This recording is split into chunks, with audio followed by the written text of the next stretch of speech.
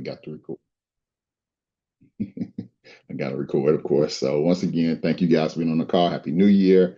Tonight's topic, we're going to be talking about the importance of mechanic and habits. So again, take notes. This particular video is from Mark Wunderlich, who's in the NBA that does training for the NBA, G League, and grassroots officials.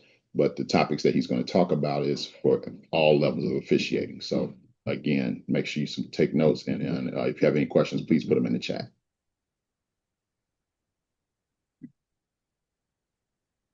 Keep switching. Okay, here we go. Can everybody see my screen? Yes, because I can't see you guys, so you just got to let me know. Yeah, I can see it. I can see it. Great. All right, here we go.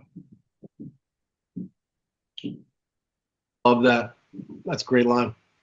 Let's get a little technical for all the ref nerds out there. On the most recent podcast I did with Al Batista, we talked about order and sequencing to start a possession and categorizing different play types and kind of having those guidelines to follow, which then helps us be more prepared for those plays. So what else could you add on top of that? So mechanically, we have a theme. We go in each night. We want to referee the 3-point line, and we want to own the paint with 6 eyes. Okay, so by owning the 3-point line is you have to be honest. I've heard you on your other podcast. You have to see and read the next play on the perimeter. So you have to locate your shooters, because we want you. We like to see you do stationary sequencing. Okay, stationary sequencing is you're not moving to a spot as the guy is taking a shot. You're already in a spot because you read the shooter, you step down, and you're there on the pass.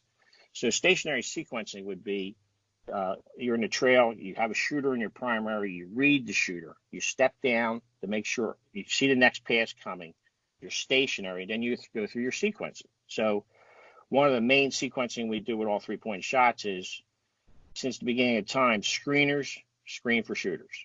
Okay, so we have to always find our screening action first, and we have to find and make sure the guy's behind the 3-point line, and then we go to point of contact. So the screening action would be the sequencing action would be 1, 2, 3. You would go screen, line, defender, screen, line, defender. And it's imperative that you're stationary, because if you get there stationary, you're not, diving down. Like, you don't see NBA referees diving down their shooters anymore.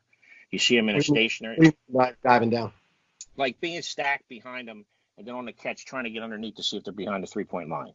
We used to see a lot of that, where they would try and dive down, to see if they're behind, and they'd be missing all the screening action in front of them. We try and do our work early now, okay, by identifying our shooters, by making pre-adjustments on the perimeter, as far as position adjustments. So we're there on the catch. We want to be there on the catch. And so we want to have stationary sequencing. So I can stand there on the catch, get to my screening action, get to the line, and get to the point of contact. It's a lot slower. So what happens is it allows you to see the play longer. Now, I'm a big guy, and I believe in this.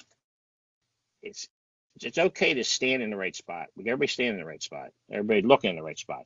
But you have to look at the plays in the right order. If you're out of order, you'll miss the play. So let's just go over 3-point shots with screen, line, defender. And we went to the 1, 2, 3 sequence, right? 1 is screening, 2 is line, 3 is point of contact. If you go line 1, screener 2, the screening action has already occurred. So you have to be in the right order. I know it sounds simplistic, but it's not.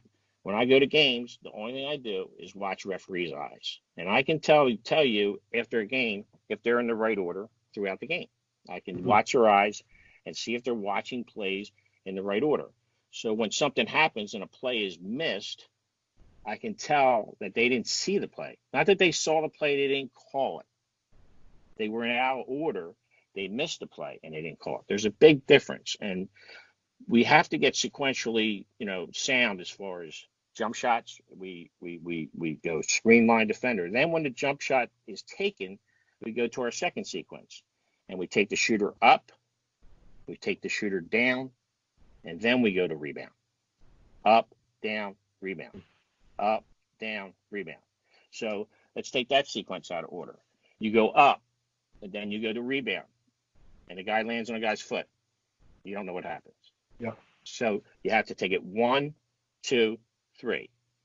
1, 2, 3. So on one play, on a volume 3 shot, you have 2 stationary sequence actions. You have screen line defender, up, down, rebound on every possession, every time you officiate it. That's the way we're taught, because that provokes consistency, which will, improve our calibration, provoke fairness. Those are great mental cues, kind of as a play starts. It's like a real proactive approach. It's almost we're seeing the game a couple seconds ahead. They say don't anticipate the foul, but anticipate the play. So that's kind of what you mean by that. Yes, and the key to it is to get to your spots, right? You're starting a dependable spot, trail leader slot, or it's center, right? Trail leader center. You're starting to position, and then from that spot, you position just based on open and closed looks, right? You never allow players to dictate your angle. You never settle for the C look. You work hard for the A look, right? And a lot of that has to do, when you get into that mode of really working hard mechanically, your handoffs are quicker. Like when the lead accepts the ball from the trail, you work off each other's eyes. Okay, we have referees have an unwritten language. We don't talk to each other for 48 minutes or 40 minutes.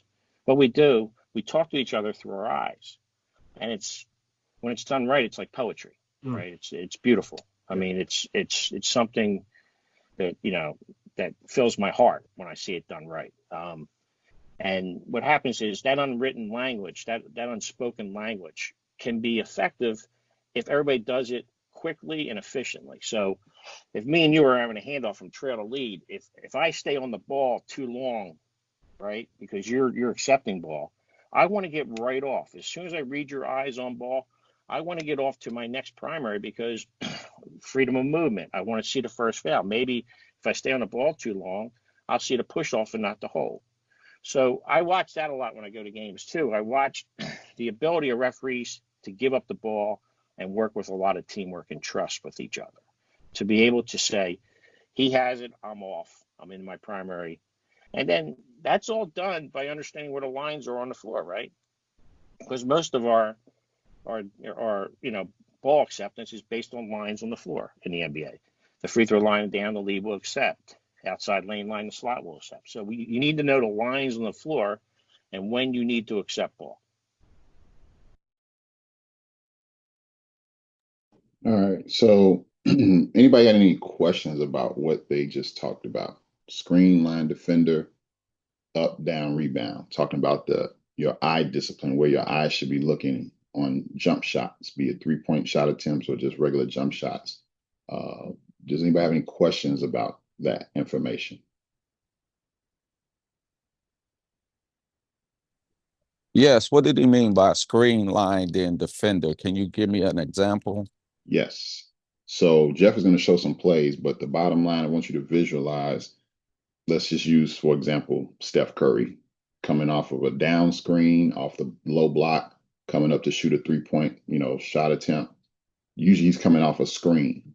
So we want to make sure that we officiate the screen first, because the screen is going to happen first. This is the sequential order that they're talking about, being able to officiate in sequence. Okay, so screen would be the first thing that would happen that we got to officiate. That's the first part of the play, or the start of the play. Okay, then you have to see if it's a 3-point shot attempt, is his feet behind the line? That's the second thing we have to officiate, or the second sequence. Okay, then we want to make sure, as he was talking about, the up, down, rebound. So now if you visualize, okay, he catches the ball, he's going up in his shooting motion. So we got to make sure that our eyes are watching him go up without being, fouled by the defender. Okay, that they come back down safely without, again, being fouled by the defender. Okay, and then if everything is legal at that point, once they return back to the floor, our eyes go to rebound. So we say up, down, rebound. Okay, that's the eye discipline, or the eye sequence that we should be looking at those types of plays. Okay, so you got screen, line, defender. Okay, so he come off the screen, catch the ball, are their feet behind the 3-point line? If it's a 3-point shot attempt, if it's not a 3-point shot attempt, you still officiate the same way. You just don't worry about the 3-point line. So if they catch the ball, let's say they catch the ball at the elbow. Okay, well, we know they're inside the 3, so we don't have to worry about see if it's a 3-point shot attempt. So now you just go from screen to defender. That's where your eyes go. Look at the screen. Is it legal? Okay. Now we go find a defender. Okay. Now, if we train our eyes to pick up these sequences, what happens is your eyes get faster. You see plays a lot better, and you can process the plays a lot better because you know what you're looking for in a specific order. So like you said, if you skip that order, instead of saying screen first, let's say you go look for the line. Well, if you look for the line first, but he came off a screen and we missed the screen, now somebody probably had illegal contact. So we don't want that. So that's why it's important that we officiate these plays in sequential order. Does that make sense?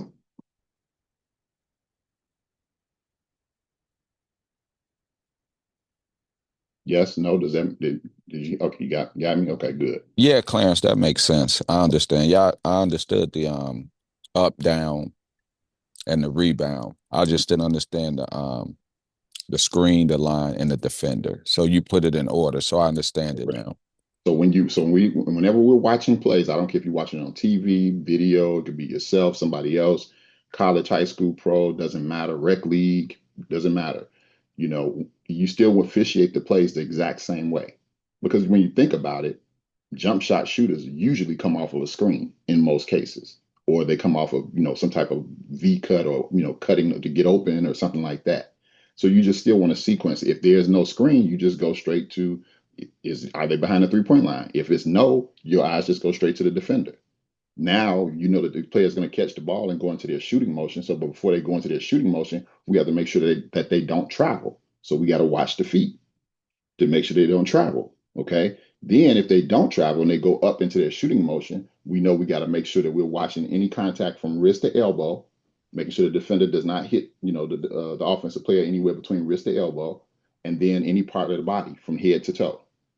As long as there's no contact and that offensive player lands safely, then our eyes immediately go to the rebounding action. So that's the eye discipline or the sequential order of our eyes, what we should be watching. So if you've ever had an evaluator at camp, because they do it at camp all the time, or clinics, things like that, they'll say, hey, you didn't see the play all the way through. And you're like, how did they know that? Because more veteran officials who've been around a long time, that's what we're trained to do. We're trained to watch your eyes. So we could be all the way at the top of the United Center and still figure out, are your eyes looking at the right play at the right time? Okay. Or did you miss the screen? If you missed the screen, why did you miss the screen? What were you looking at? Or sometimes if it's a 3-person crew or even a 2-person crew, sometimes we'll have multiple eyes in one area, but nobody's watching the other areas. Okay. That means that somebody's not watching their primary. So these are the little tips and tricks that we're trying to give you to help you understand how to be able to officiate plays a lot better and faster. So if you follow the sequences, you'll pick up the defenders right away. You'll pick up the offensive player to see if they got their shot off without any contact. Did they land safely, or did the defender land in the offensive player's landing space? So there's a lot of different things we have to look for. All right. And now I'm going to play part of this video too, where he's talking about primary and secondary defenders. Got a question for you about primary versus secondary. This is in slot or trail. So we're refereeing that primary defender all the way to the rim, right? Yes. Whoever you in our system, whoever you start with, you take to the basket. So, so if the trail starts with defender A and he gets beat, and now defender A is trailing and he's engaged, we stay with him because he may push him, he may trip him, he may hit him in the back of the head. So we want to stay engaged with that defender if we start with that defender. Okay, so my question is, how do we avoid that double whistle if let's say the trail is refereeing that primary defender, but now it enters the lead's primary, like right in front of them or right in the paint? Is the lead supposed to be aware that this is the trail's play still? Well, if here's what happens on plays to the basket, there's a difference. If the defender gets beat, right, the trail will stay engaged with backside defender. And what happens when people get beat? Secondary defenders come, right? All right. So secondary defenders, with inside your primary, you have to make decisions. Okay. So I'll make a basic one. You're in the slot or in the center.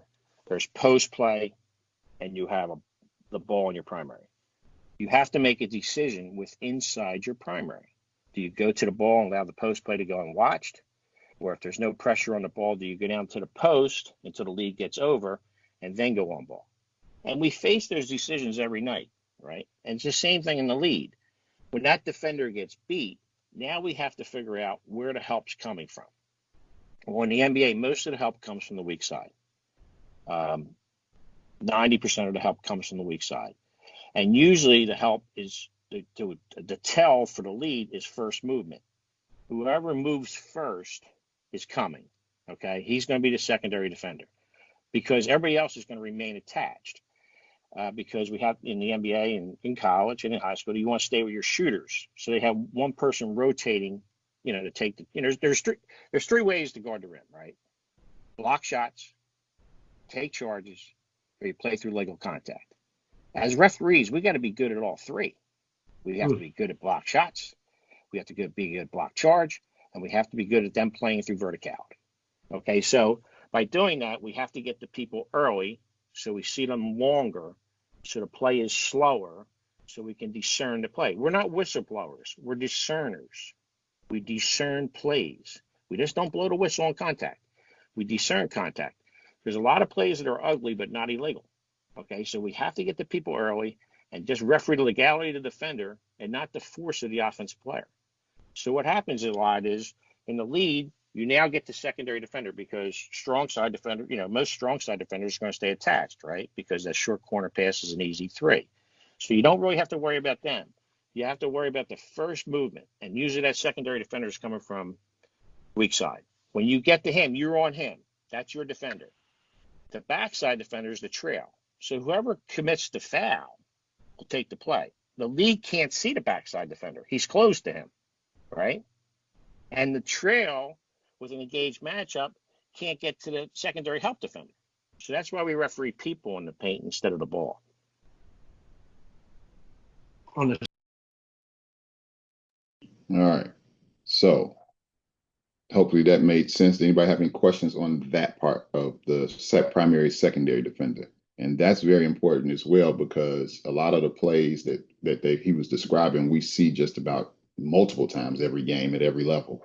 That's when A1 beats B1 off the dribble going to the basket. And then let's say if they're on the trail side and they're headed to the basket, going to the lead, the secondary defender steps up, which is the lead's primary responsibility. Okay. And whoever makes the contact is the person who should have the whistle. Okay. That's how you prevent double whistles. So at every level, that's been a big goal to try to prevent as many double whistles as possible. Because if what happens is sometimes we'll have a double whistle and sometimes that may cause a problem because we may, report a blarge or whatever the case may be. But if we stay disciplined, if we stay patient, that's what we say, have a patient whistle, keep the air in our belly, in our stomach. Okay. Let the contact happen. He just said it. We are not whistleblowers. We don't blow on contact. We blow our whistle based on the result of a contact. Okay. We blow our whistle based on the result of a contact. Well, what does that mean? That means you take an extra second. Once you see that play, let's say there is some contact, take an extra second and process it and then decide, is that my call or is that my partner's call? And if it's your call, you take it. If it's your partner's call, you have no whistle. Let your partner live and die with that call. Okay. So again, these are some tips and tricks that'll help you throughout your officiating career. So that way, when you're officiating games at any level, it doesn't matter what level you're working. If you apply some of these techniques, it'll help you be a better play caller, but it also help you become a better official. All right, any questions? Oh, okay. So George, in the chat, you have, what about if it's going away, do you stay away? Tyreek, since you're on the call, can you kind of explain about curl away, stay away, or going away, stay away? Yeah, let me can you hear me? Yes. So I just don't want him to get confused on what they're talking about as far as drives to the basket. So the reason I say yes on curl play is when it's going away, you stay away. is because a curl play, that offensive player turns his body away from you, where you can't see the ball anymore because he's curling away from you. You can't referee the ball if you can't see the ball. So on the plays that they're talking about is drives to the basket, where you can still see the defender and you can still see the offensive player going to the basket. So those are the plays that they're talking about. I just didn't want them to get confused on the two. But yes, curl away, stay away, because you can't see the ball. Right. And so the easiest way to kind of understand curl away, stay away is just think of a person turning their back and walking away from you. Well, Right. if you're in a stationary position, once they turn their back, you can only see what's on the back side of that person. So let's say if there's a dribbler that curls away from you with the ball dribbling away from you or going away from you, you can only officiate the back side of that player. Okay. The person that they're going to, your partner, can referee the front side of that person, because now that person is walking or dribbling towards your partner. Okay. So this is where the whistle discipline comes into play, because as a young official, some young officials, they just blow whistles because they see contact.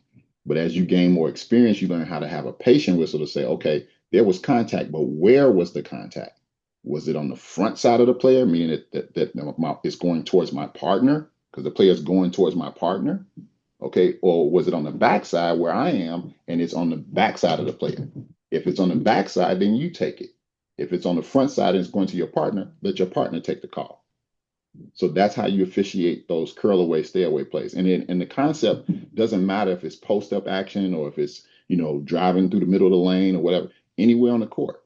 If it's curl away, stay away, if it's curling away from you, hey, let your partners take it. Okay. Let them live and die with the call. Okay. And Clarence, let me add something to that. Go ahead. Also, in order to call a travel, illegal dribble, anything like that, you need to know the status of the ball. So when that player's curling away from you, you can't see the status of the ball, and all you see is that the ball never hits the floor, but the player takes 4 steps.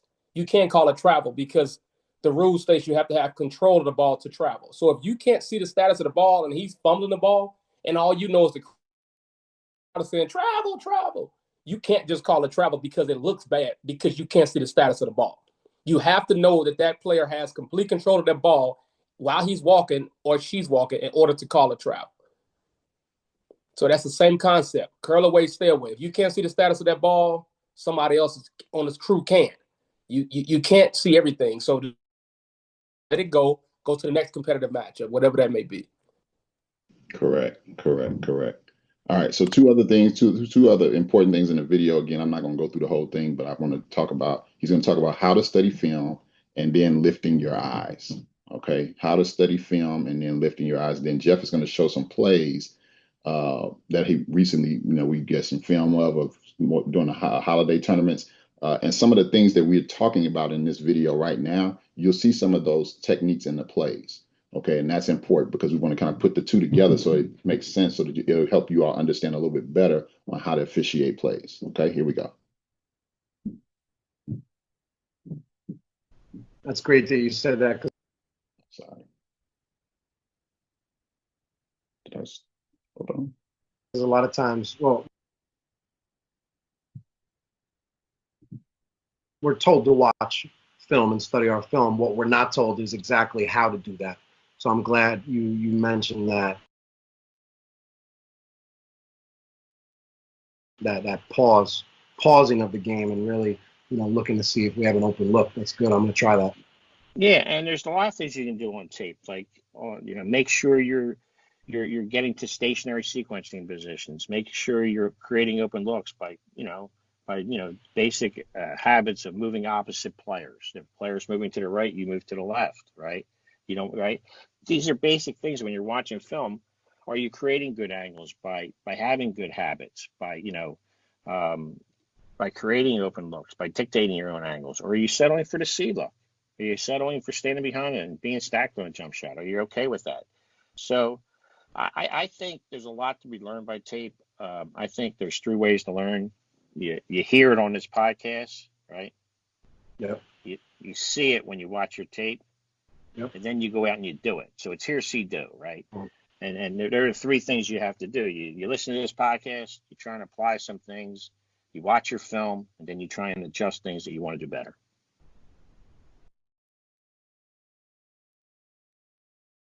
All right, so they're talking about watching film, but the last thing I really want you guys to understand what they were talking about is called lifting your eyes. Hold on one second, I gotta find it. It's a chapter marker in here, but it's a really good point that I think we. Anytime on any play, travels, any fouls that you have to continuously bring back and slow down, you're trying to look for, ways that you got it right. I totally agree. I just want to add one more thing to drives to the basket, if we could, for your listeners. When you start with that defender, okay, and this is something we're working really hard on in the NBA right now. When you start with your defender, and that defender beats that primary offensive player beats that defender, and that defender is no longer engaged. He's kind of beat him. He's no longer engaged, and here comes the secondary help that the lead is on, right? Try and train your eyes to go from defender to defender and not stop in the middle with the offensive player. So we call it lifting our eyes. So if you had started with that defender, he gets beat, right? Don't watch the guy dribble twice and then go to the next defender. Lift your eyes over top of that offensive player and go defender to defender. Train your eyes to do that. And you'll see how much quicker you get to that defender. And you can have a secondary cadence if the lead misses the play by getting to him earlier, right? So when you watch your film, you can train your eyes, we're back to the film work, by doing that. Somebody beats somebody, train your eyes, go defender, defender on film, defender, defender on film, and don't stop in the middle. And then go back and go defender, offensive player, defender, and see how much slower you are to that defender. So we call it lifting our eyes. And it's something that it's really hard, but it's really effective if you can do it right. Probably the person that does it best on our staff currently is Scott Foster. I watch his eyes. He never stops at go. He goes defender to defender, and he's there early. He has really quick, lightning fast eyes, and that what makes him an effective and efficient play caller. All right, so that's another technique, lifting your eyes and picking up the defenders a lot faster. So again, if B1 is guarding A1 beats B1 off the dribble, get your eyes immediately to B2 if you can, or B3, whoever the next defender is. So if you can train your eyes to do that, you'll be able to pick up the fouls or potential fouls a lot faster. Tyreek, if you want to chime in on that real quick before we pass it over to Jeff.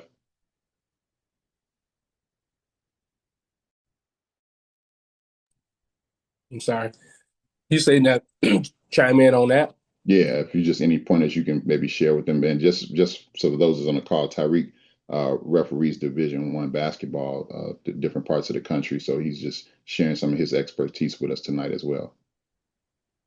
Yeah, so I think that the easiest way to explain that is as the lead, because as the lead, even if you're peeking out top and it's a drive to the basket, that first defender is beat. So now you automatically go to that secondary defender, which is your primary defender anyway. And if you see that primary defender from the very beginning, you'll never miss a block charge, you'll never miss a foul, because you see where he came from and where he lands, or where he ends, or what he does. So I think that's the biggest position on the floor where that is relevant.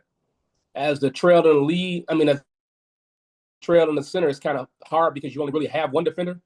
But as the lead, you have both defenders, because you'll have the primary defender who's beat also, and then you got the secondary defender coming over. Absolutely. And again, these are techniques that, that they're teaching at every level. It's not just at the NBA anymore, like it's a big secret anymore.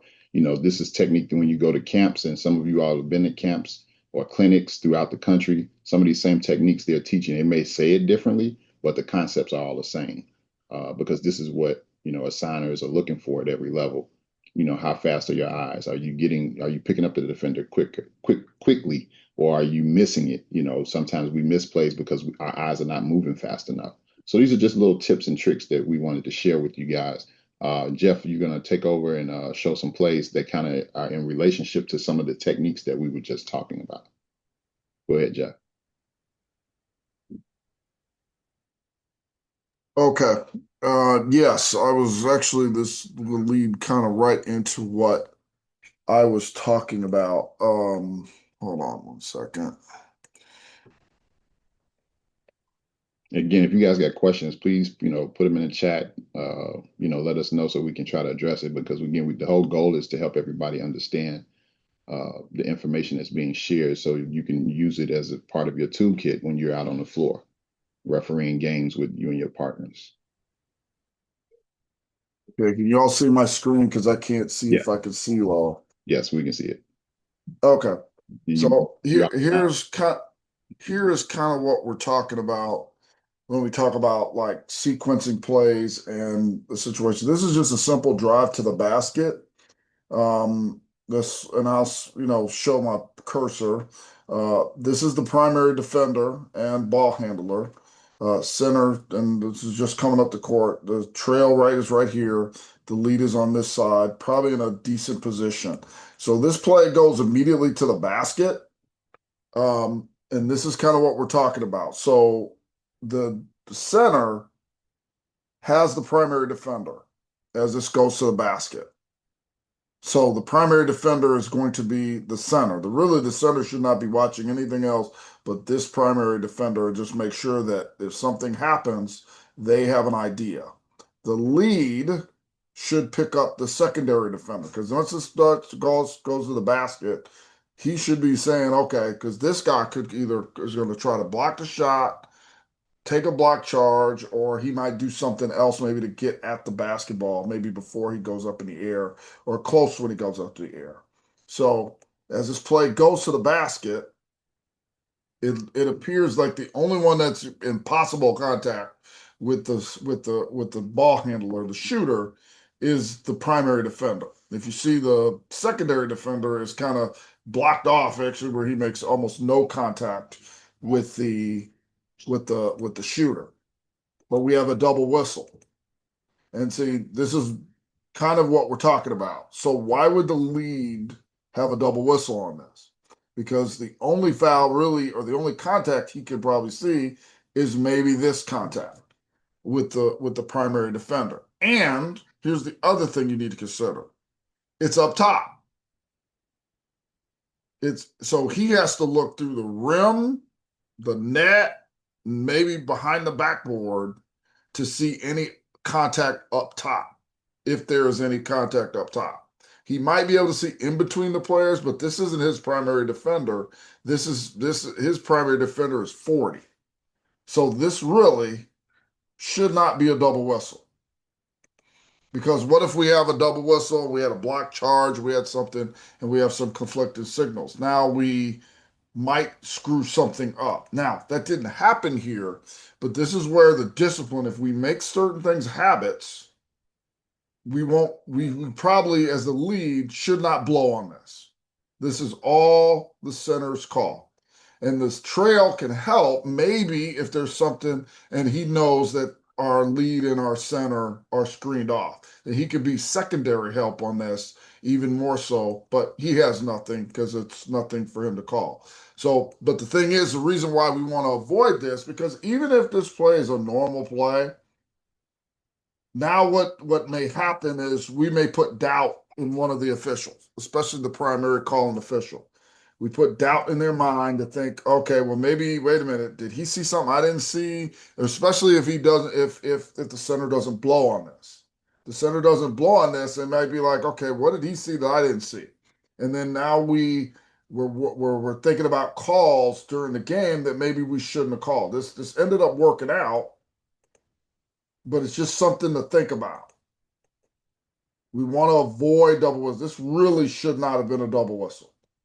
This should have been a single whistle from the center, because the lead needs to have more discipline to keep with the play, that with their defender, which is the secondary defender. And again, 40 doesn't even get to the side of where the shooter is. Now, if he comes over and then does something, slaps the arm, bumps him in the air, this, that, the other, then that's a perfect call for the lead.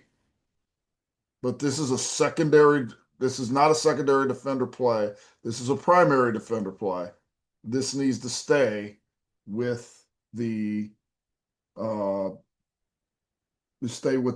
center. Okay, I'm gonna show another play. Hold on, let me see. Make sure you can see this. Okay, can everybody see this? Yes, we can. Okay. So here's another example. This is a college game, but the sequence is the same. And it's really kind of what you should be looking at. So as this goes on, 23 passes, and you're watching screens, you're watching the movement of the players, you maybe even a position adjusting to get to this. So 0 goes hard to the basket. So who has the primary defender right now? And I don't care if everybody just blurts it out. Center. Center. What does the lead have? Weak side. He has secondary defenders, right? But right now, the secondary defenders are not technically in the lane. So this could be 2 or 3 different people, depending on how they decide to defend this. So when he comes to the basket, the initial play, too low, too far back. So the center has number 5. Number 5 is the defender that he should be watching. So this is technically his all the way. So if he goes all the way to the basket, number 5 is the guy that the center should be watching. Now, does that mean the lead cannot ever call anything on number 5, depending on the situation? That's not what we're saying. We're saying it's just the primary of the center in this particular play. And then he tries to put his arm out on him, and then we try to make sure he goes to the basket. This is still across the lane, okay? And I actually have no problem. Maybe Tyree can talk about this. I have no problem with the lead's positioning on this particular play because they want you to be wide. They're saying be wide to have help. And this also helps when the other defenders come to the party to try to defend this play. So who makes contact with the shooter?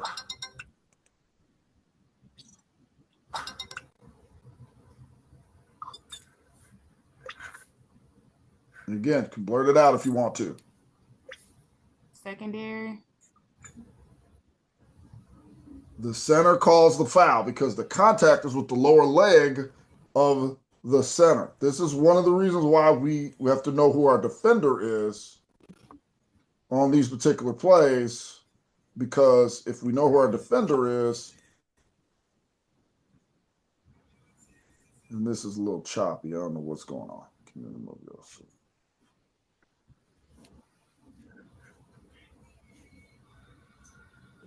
So if he goes to the basket, this is all on and the lead even has good discipline and lets the center call this. He doesn't even put a whistle on it, which he should, because his defender doesn't foul.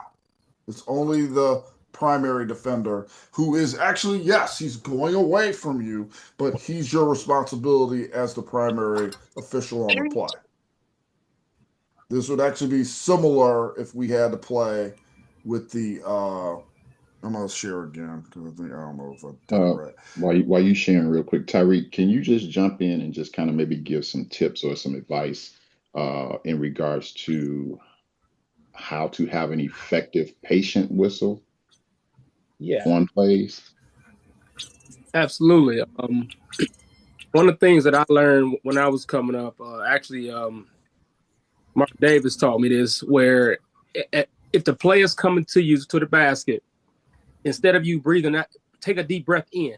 And if you breathe in, what you can't do is blow. You're going to automatically have a patient whistle because you can't do both things at the same time. So every time a player is coming to me as a lead, and then I process the play, now I blow. I mean, that's just a little tip that helps. It'll slow you down, but you have to practice it. You're not going to just pick up on it overnight, but it really does help because sometimes there's plays where there's contact, but the ball goes in and you can just let it go. Or it's contact, okay, it's too much, he missed the shot, okay, now I'm going to blow. But if you start blowing on contact, you're going to have a whole lot of extra three-point plays that we don't need in the game. So that's just my advice. Okay. So let me, everybody see this? Yeah, hold on real quick, Jeff. Dante, you got a question? You got your hand raised? Go ahead. Yeah, I want to ask, do we have any transition plays that we can look at where the ball is in lane 3? Yeah, we can see if we can try to find some. What's the significance of that? So just knowing, like, I had a transition play recently where I was the new lead. The ball was in lane 3. As it came in, I'm looking. The ball's in lane 3. I said it to myself, and I'm looking as I get to the close down spot.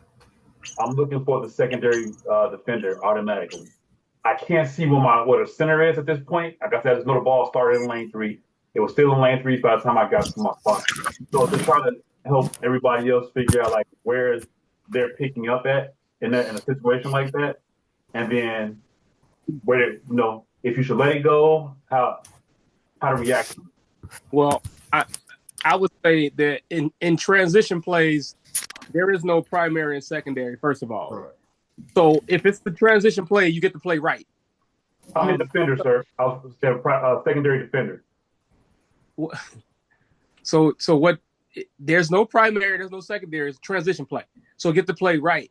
Meaning, if it's a primary defender or a secondary defender, if you can see it, just call it, because we don't know if your partner will make it down the court on time. We don't know if your partner saw it. So if you got a double whistle on a transition play, it's fine. Because how many transition plays in the game do we have where you might have a double whistle? 2 or 3 per game? That's perfectly fine. We're talking about half court is where you don't want the double whistles. But transition plays, don't add that in your mind and confuse yourself by thinking about what my primary is when I'm running as fast as I can to get to a spot. My eyes are going up and down. The players are going to 50 miles an hour. You can't think about, oh, is that my primary? Is that my secondary? No, if you see it, call it. It's a foul. I'm going to call it. Does that make sense? No? Sir. Yeah, no, let me show. I'm glad you said that, because I have a play that shows that very thing. Yeah. And that was the intent. When you start trying to overthink it and put too much into the game, it's going to be too hard for you. The primary secondary is literally half court sets. There's never been a play in any rule book that says, or say that on a transition play that this is your primary. No, it's not. And technically, on the transition play, every defender is a secondary defender, if you want to get technical. So we're not even going to go through that, But and here's a good example of that. Look where you see the lead is in the only one in the frame, and maybe the center. And this was just a steal breakaway that basically we got to get our eyes to this play. So there's no primary right now. We don't have all the officials in the area, so we can't be so worried about, well, it's on this side of the lane, it's this, it's here. No, we got to get to the play. And you see, there's contact. Now look at the lead's positioning. Lead can't tell you necessarily this is a foul or not, because he doesn't have an open look. He might be guessing on the play. Does it look like it could be a foul? Absolutely looked like it could be a foul, but he's not going to blow his whistle. You see the patience of the center coming up and makes the call. And that is perfectly fine, because it's really, if you really almost think of it, the center has the best look at this. Because where is the contact? Where is the defender trying to get to him? The lead is going, if the lead calls a foul here, let's just say there's no contact and the lead calls a foul here because of what looks like the result, and it was no foul, you're not doing your job. The lead has to be patient and realize, I'm not in a good spot to see this, so I got to help my partner's got to get it or help me on this. And if you notice, he doesn't even call on the point of contact. Look when he blows the whistle. Contact's already taking place right now. Now, but like Tyreek said, the other aspect of this is that does he make this shot easily? If he makes this shot easily, probably we don't have a whistle on this. And Tyreek, do you agree with that? Absolutely.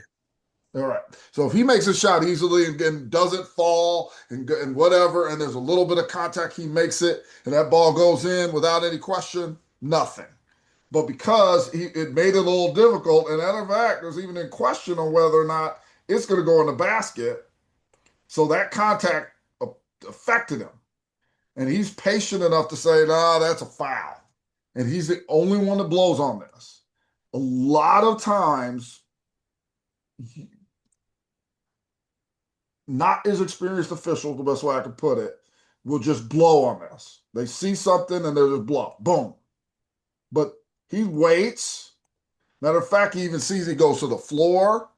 So obviously, whatever contact he saw was there, and he sees him go to the floor, and then he puts a whistle on it. And it's an and one. Now, but when Tyreek talks about us having closer to it. What's I was that? gonna say he waited till he was closer to the play, so visually it looks better too than making a call from 28-foot mark. Right. Well, and he's and again, this is where the patience comes in, because even he has patience. The center has patience. This is all his play. There's really no question. But the lead has to be disciplined, and if you are the lead and you see what it looks like to be contact, we can't call it what looks like to be contact. We got to call it what knows is contact. And there's no open look, and as you can see for the camera, we can't tell how much contact, if there is any real contact, other than he defends the play. So he has the best look at this and puts him on the floor. He comes up with the whistle. And there's nothing wrong with that just being a single whistle play. We talk about this at the higher levels a lot, at least the camps I go to with Tyreek. They talk about single whistle plays a lot, about how to have single whistle plays. One of the ways is to not blow on contact and not blow on non-open looks. And remember, everybody, we, again, like I said before, we don't blow on contact. We don't blow our whistle on the contact. We blow our whistle based on the result of the contact. So if it's in your primary coverage area, or if you feel it's a secondary, you're blowing based on the result of the contact, not when the contact occurs. So that extra second that you process that play can make you decide, should I have a whistle or should I not, depending on the play. So here's another one. Transition play. Go ahead. That's it. I just say, and remember, there's no primary on the transition play. Whoever has the open look, blow it. And if it's a double whistle, just hold it. You don't have to come up with a block of charge right away. If it's a block charge play, blow and hold. You're supposed to do that anyway. But now this is kind of similar to what the other play was, but the contact comes from a different player. So in this case, we have the ball handler, seaside drive, the primary defender. That is the center's man, if you will. And then the contact comes. The contact doesn't come from 35. The contact comes from the secondary defender, number 20. So the lead then has a foul on that because that was his defender. Okay? He saw that play, or at least saw where the secondary defender come from, and can judge whether that contact is illegal. There's no contact or no foul from number 35. So the very play that I showed before is flipped. It's completely flipped. It's now but we're doing the same thing. We're watching the same kind of player. The lead is looking at the secondary defender. The center on that drive is looking at the primary defender. And that helps us make that call. So it's a single whistle. Because the center, which is me, has no contact or no foul from 35. Now, if there's a foul, there could be a double whistle theoretically on this play. But then we have to kind of make eye contact and say something to each other about, I got 35, you got, okay. Because maybe one happened first. But there was no foul on 35, so this isn't a foul on them, and it's a single whistle. Hey Jeff, What's the signal he used? Okay. He had two hands over his head or something. What was the signal he used as a foul? That was a college mechanic. That was a college mechanic. What's a college mechanic? What does that mean? So about when he took his hands and he did He like gives a this. number. Yeah. Oh, yeah. You mean the signal for the foul. Yeah, that's a college mechanic. It's Meaning an A to B signal. that means that the defender jumped from A to B. Right. That's all that means. But College, at least men's college, has more descriptive signals. And in our case, we would use a push. I also hate it too, and this is a pet peeve of mine. Maybe Terry could talk about this. I hate it when guys say block on a player that's jumping in the air. never. Was that? I said never. Yeah, and I see it way too often at the high school level. The player literally jumps in the air, and we're calling a block. Like, I mean, and yeah, they may have fouled them, but a push is better, or a hit on the arm is better because first of all, what is more convincing to everybody? But save the block signal for a block charge play or an illegal screen play where they're grounded on the floor. That's when you save that play. The other ones, that's a push. He's jumping into him. If you know, at again, college level, we can say it's A to B. At the high school level, just say it's a push. And matter of fact, you can say it's a push. It was A to B. He jumped A to B. That's one thing I say. Hey, on this play, after this play is called, after the foul is called, look at the referees watching people. Watching people. You got to watch people. The play is not over. You got to watch people. Mm-hmm. You gotta watch people. And the key to this too, this is not a call timeout. This is a media timeout, but we still have to watch these players cross each other.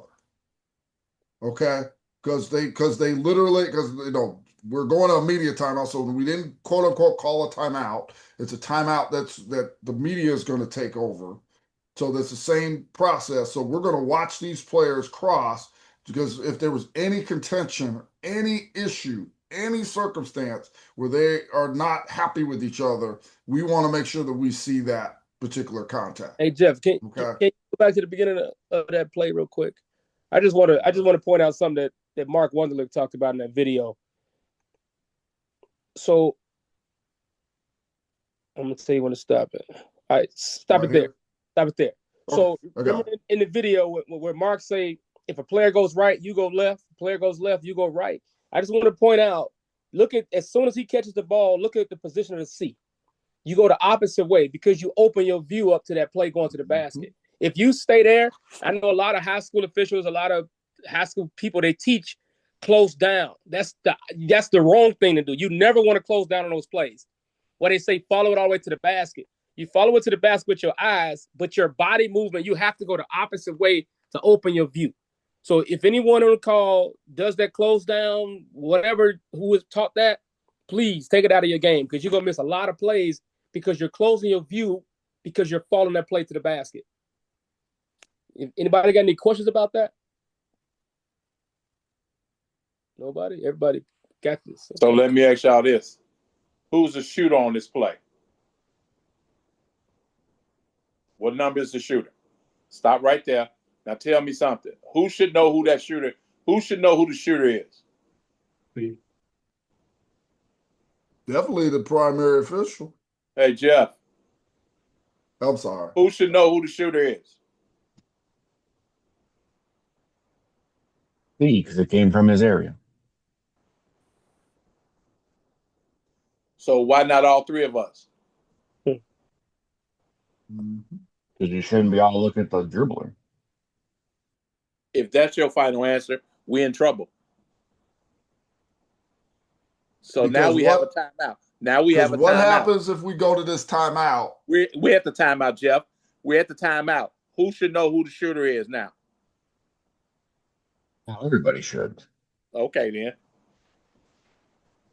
But initially, you're going to have a person definitely know what number that was dribbling because Trail's not looking at him. Well, Trail is not looking at him, but Jeff is, and Jeff is looking at the person on the floor. So Jeff knows, and when we go to the timeout, Jeff is going to pass that information to his partner who's standing down there with him.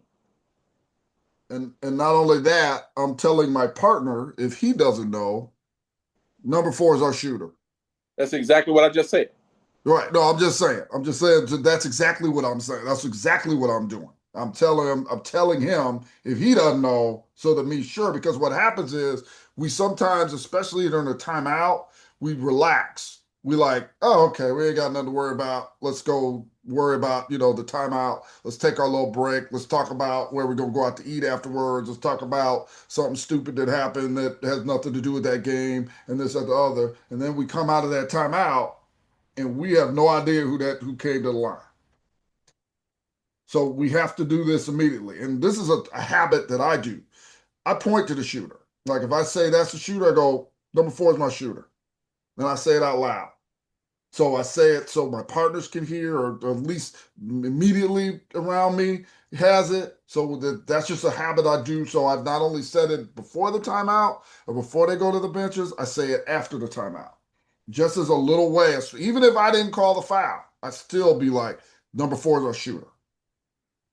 Because I don't want to be the one that be like, because there are times, and not always these plays. I have shown a play in the past where we have the wrong shooter go to the line, and we don't know. As a matter of fact, I showed a play a couple weeks ago where that very thing happened, and we didn't pay attention to it. But that's getting out your habit. Does anybody have any questions so far on anything that we've discussed? Because I know it's a lot of information.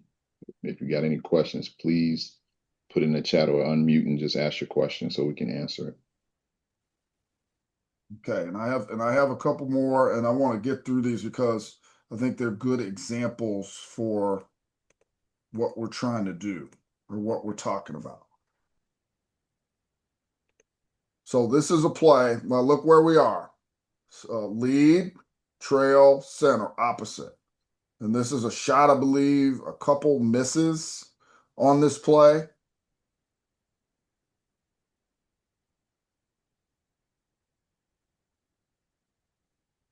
And then we have a center call. The lead and the trail don't have anything on this play.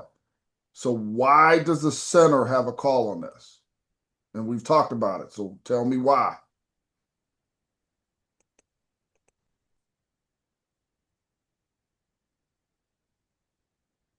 Anybody? What's the phrase I'm looking for? Anybody want to unmute? Feel free, please. We want you up. We want you to engage with us. Talk to us. Patient whistle. Cadence whistle. Well, my brother went there, so I kind of stopped. Right. Knew I was going. Okay, somebody said cadence whistle. Well, how's the folks doing? Anybody They're else? Good. All good. Did your whole thing out here? Anybody else got anything? How about he had the best look? He has an open look. So this is in the middle of the lane. So theoretically, all 3 of us could have something on this. Now, I'm not saying this particular play. I'm saying there's the balls in the middle lane. So we all have to kind of look towards where we get the best look. And so there's a couple rebounds.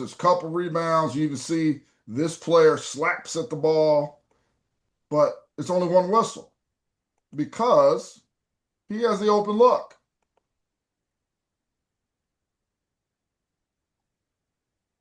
The lead's not blowing on this. The trail's not blowing on this.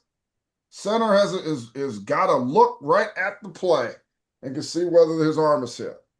So this is good discipline for the other officials and even for him. Right. To be like, that's a foul. That's not a foul. That's not a foul. Okay, I got a foul. Jeff, and then he blows on. And to Tariq's point, he didn't close down. He just moved. He moved out a little bit to get even a better look here. So can you go back to the drive to the basket right there? Hold it right there. So right there. Yeah, look at that. Go back to the player at the top with a key with the ball for me, Jeff, if you can. Because this right is here? going to go back, right there. So this is what we're talking about. This is what Mark Wunderlich was talking about, saying train your eyes to go from defender to defender. So here we see the ball handler beats, I think that's 14 is guarding him, number 14 Yes. in black. Okay. Once that player gets beat off the dribble, our eyes should pick up the next defender. That's what Mark Wunderlich was saying. So take your eyes from defender to defender after that first defender gets beat, take your eyes to the second defender, whoever that may be. Hey, So at this point, you can identify you got possibly two other players that could be the next defender. Okay, go ahead, Tyreek. You was gonna say something? Yeah, I was about to say. So what you're saying is absolutely correct, but you need to tell them which official are you talking about, because you don't want to confuse anybody as far as correct everybody leaving the primary defender. You know what I'm saying? Right. I mean, you go ahead and break it down since you're talking about it. Go ahead. Okay, so that play is at the top of the key. That's the trail's play. So the trail, once that primary defender gets beat, when you hear people talk about take it to the basket, the trail continues to referee that primary defender. That's his player, because if that guy comes behind him, pushes him, hits in the back of the head, hits on the arm, whatever, that's his play. So that the lead is the one who needs to focus on that secondary defender right away, because as soon as the lead sees that guy gets beat, he's got to transition really quick to say, okay, this is my man right here, which is the secondary defender coming over. And sometimes it could be two or three. And the same thing with the C as well. The C has to also know, okay, well, the trail had the primary defender, so I also have whatever secondary defenders are coming over that's closest to my side of the court or my area where I can see. Does anybody have a question about that? So the two off-ball officials have secondary defenders. The on-ball official still has that primary defender, and if you were good enough and you can still referee further, now you can get the secondary defender as well. But just know that one guy or one lady is your primary responsibility for whatever they do. So you don't want to leave him or her and go to a secondary defender as the primary ball handler goes, because if everybody's refereeing secondary defenders, now who's gotten the primary defender? Now he's just left to do what he want to do. Then we're going to miss a play because everybody's trying to transition their eyes. So we just want to make sure we know which official needs to transition, which official does not at that moment. Anybody got questions about that? Does that make sense to everybody? Yes. Just you're the only one on the call. I get it. So number 22 in black is the lead's main player. That's who he should be watching, and he would be the one that would know whether this player is legal. Go back to right where you was explaining what that defender is for the lead. Right there. Hold it right there. Don't move. Right here. Yep. Now this is his defender. The center has the secondary defender that's nearest the ball handler. Right there. Mm-hmm. Okay. So as that drive goes to the basket, we have eyes on all three defenders, because the trail has the primary defender who just got beat off the dribble. The center has the closest defender to him. Okay. Has the defender right there. Yep, where the arrow is. And then the lead has the player in the lane. So again, we see drives to the basket all the time at every level. Rec league, small fry, high school, college, pro. Whenever you're watching games, be it live or film, if you start picking up these players in this format, I guarantee you're going to become a better play caller, because you're going to know who your primary player of responsibility is. And then that's going to teach you how to have a patient whistle, because if your player didn't do anything, you shouldn't have a whistle. Then that prevents the double, triple whistles from happening, if that makes any sense. And the trail Can I interrupt? Wouldn't the center have a better look at number 14 as a defender? He's looking right at him. So right here, right here,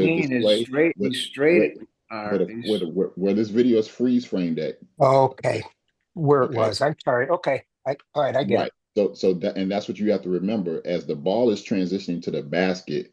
At some point, one of us as a crew member is going to eventually get straight line, because they're going to the basket. The question is, when will that possibly happen, and can we avoid it, if at all possible, from happening by positioning and adjusting? That's why we always say, just because you started the trail center lead position doesn't mean that you stand there like your feet are in cement. You have to move to get the angle. So like Tyreek was just saying, if the player is driving to the basket on the right, point to the right in this particular case, the center official is not going to step down to the right. They're going to step over to the left, or maybe take a step, but Which kind he of a curve does. onto the court. So that way they can see the angle and try to get between the offense and defense to see if there's any contact. Okay, that's what And we if call you position adjustment. That's what we say. Okay, and You if have to you make those see, he adjustments. goes thank to you. his left. He goes to his left on his drive. He takes a step over to the left to catch what might be some contact or a potential play that he might have to rule on. Now, if Wait, the Jeff, lead, wasn't he getting blocked by that by the offensive player number, is that 11 in the 10? Watch when he comes out. So that's when I it mean, looks right like, here, well, No, the one no, next one. Go that to your way right. Go to behind the 3-point see line. where your arrow is, not there. That guy to his Yeah, right, right. Yeah, right see there. how he walked in front of him? Yeah. No, that's why he came to the left, because had he Right. stayed where he was at, he would have been straight line. And Okay. that's why we teach the principle of position and adjusting, because what we don't want to do is stand in one spot as the players are moving, because if we stay in one spot, we're eventually going to get straight line. And typically what players do, like the player that you're talking about, the 3-point player that's behind the 3-point line right now, Right. that's what they call a well, they got different names for it, but the bottom line is sometimes you'll see that player drive to the basket and then kick it out to the person at the 3. They'll pass the ball back to the 3-point shooter. Now with the center official stepping over to the left, he's already put himself in a good position. Let's say if the ball handler does turn in the air and pass that ball back out to the player behind the 3 near the center official. Well, with the center official coming over to the left, he's already positioned himself to be able to referee now screen line defender. Okay, we know there's no screen if it's a kick out, so now he can referee to see if the shooter's feet are behind the line and make sure there's no defender that closes out on them and make any illegal contact. So now this goes back to what Mark Wunderlich was talking about, is referee the play, but also being able to referee the next play. At the same time, you got to be able to anticipate what the next play is going to be. Had he stayed exactly where he was at that free throw line extended, he would have been straight line. And he wouldn't be able to know if that player's feet is necessarily behind the line or not, or if the defender closes out. If the contact happens, he can't see that because he stood in one spot and never moved, if that were the case. But in this case, he did the right thing. He went the opposite direction of the ball handler going to the basket. And that's the sequence, or that's the movement that we're supposed to make when those drives go to the basket. and if that 22 stays grounded and he throws it back out, the center can't stay with that play. He's got to leave that. So that's why we have to be disciplined. The other officials have to know the lead primarily, if that 22 is grounded and then there's some contact, he knows whether that was a block or a charge.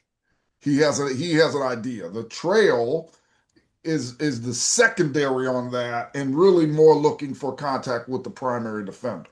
Because what if the primary defender pushes him into that contact? He has to know. So we could theoretically on some of these plays have a double whistle, but we might have a double whistle for 2 different players, because we might have blown it at about the similar time or a similar situation. But you got to know that. And when you blow on those, we're not in a hurry to blow on that. We're waiting. We're waiting. Like if he throws it out, pull big crash, this, that, the other. One of us, maybe both of us look at, but okay, now I got a foul. And we might have to talk briefly and said, hey, Drew, do you have it on the secondary? I have it on the defender behind. That happened first.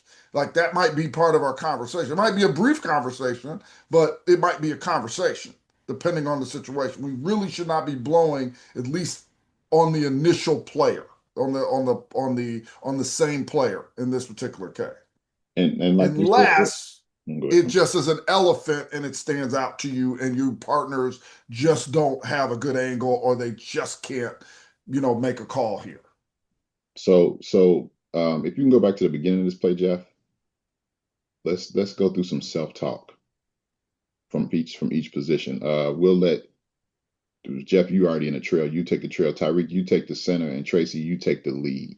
So we'll start with Jeff. Let's let the play run all the way through. Jeff, you explain what you see from the start, develop, finish part of the play.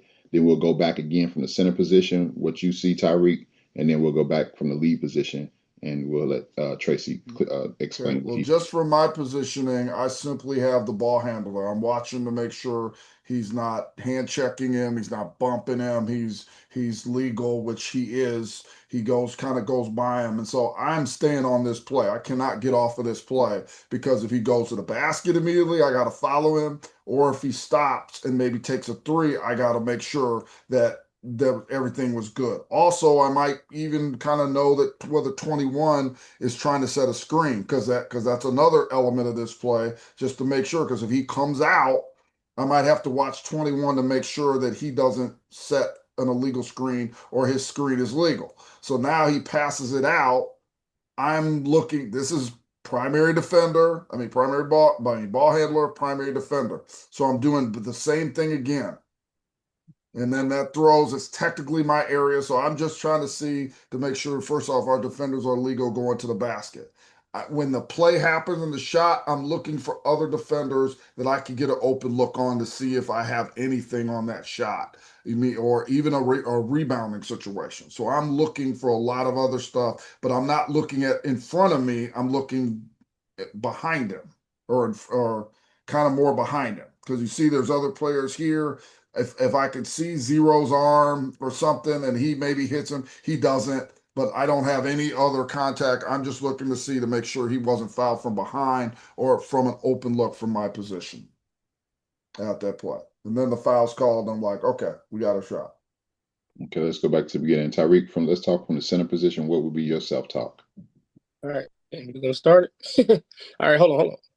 So as a center, obviously it's not my primary as far as a ball handler, but I see a screener up there. So all screening plays are 2 referee plays. So my primary responsibility on that play, although it's across the court, my primary defender at that point will be that screener when he comes up. Would it be number 21? So hold on. So that would be my primary defender. Obviously, he doesn't screen. The guard leaves him. So at that point, all I'm looking for is what Jeff can't referee. So he's got that primary defender. So I'm going to referee where he can't, whether it's a secondary defender coming over, the guy in the corner that's maybe going to help, or if maybe that primary defender bumps him, Jeff doesn't see it, he loses the ball, beep, I got it. Because now I have to help my partner to referee what he can't referee or what he can't see. So once that guy drives to the basket, obviously the C going to go the opposite way, step out. And the only thing I would say, when he does call a foul, he doesn't take a step toward the basket, not close down, not run, a step toward the basket to let everybody know perception that I'm involved in a play. He calls a foul, he walks straight to the table, where it doesn't look as believable as if you take a step down and say, I'm engaged in this particular play. Does everybody see what I'm saying? Yes. Okay. Tracy, let's let you break down the lead position as far as self-talk. Well, when we start, I'm just watching the three black jerseys in the paint. Now I'm trying to see if I'm gonna come over all the way.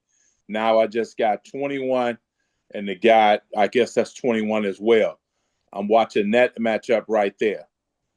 Just watching that matchup, watching him, trying to talk him. Now I have to stop. And make sure 0 and 21 and still trying to look right through at 22 where his hands is and what's going on. I really can't see. I really can't see through him. So I'm like, I got to rely on my partner. But I got to make sure that I have everybody's back that's facing me. Everybody's back that's facing me, I got to make sure I got those players. Because I can't see through anybody.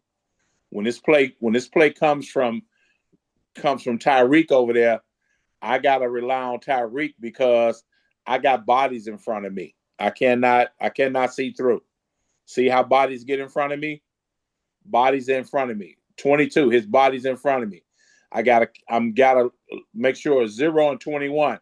Make sure 21 doesn't throw 0 to the floor based on he's smaller than him. So those are the things I need to be watching. Hey Trey, can I add something to that lead position? Yes.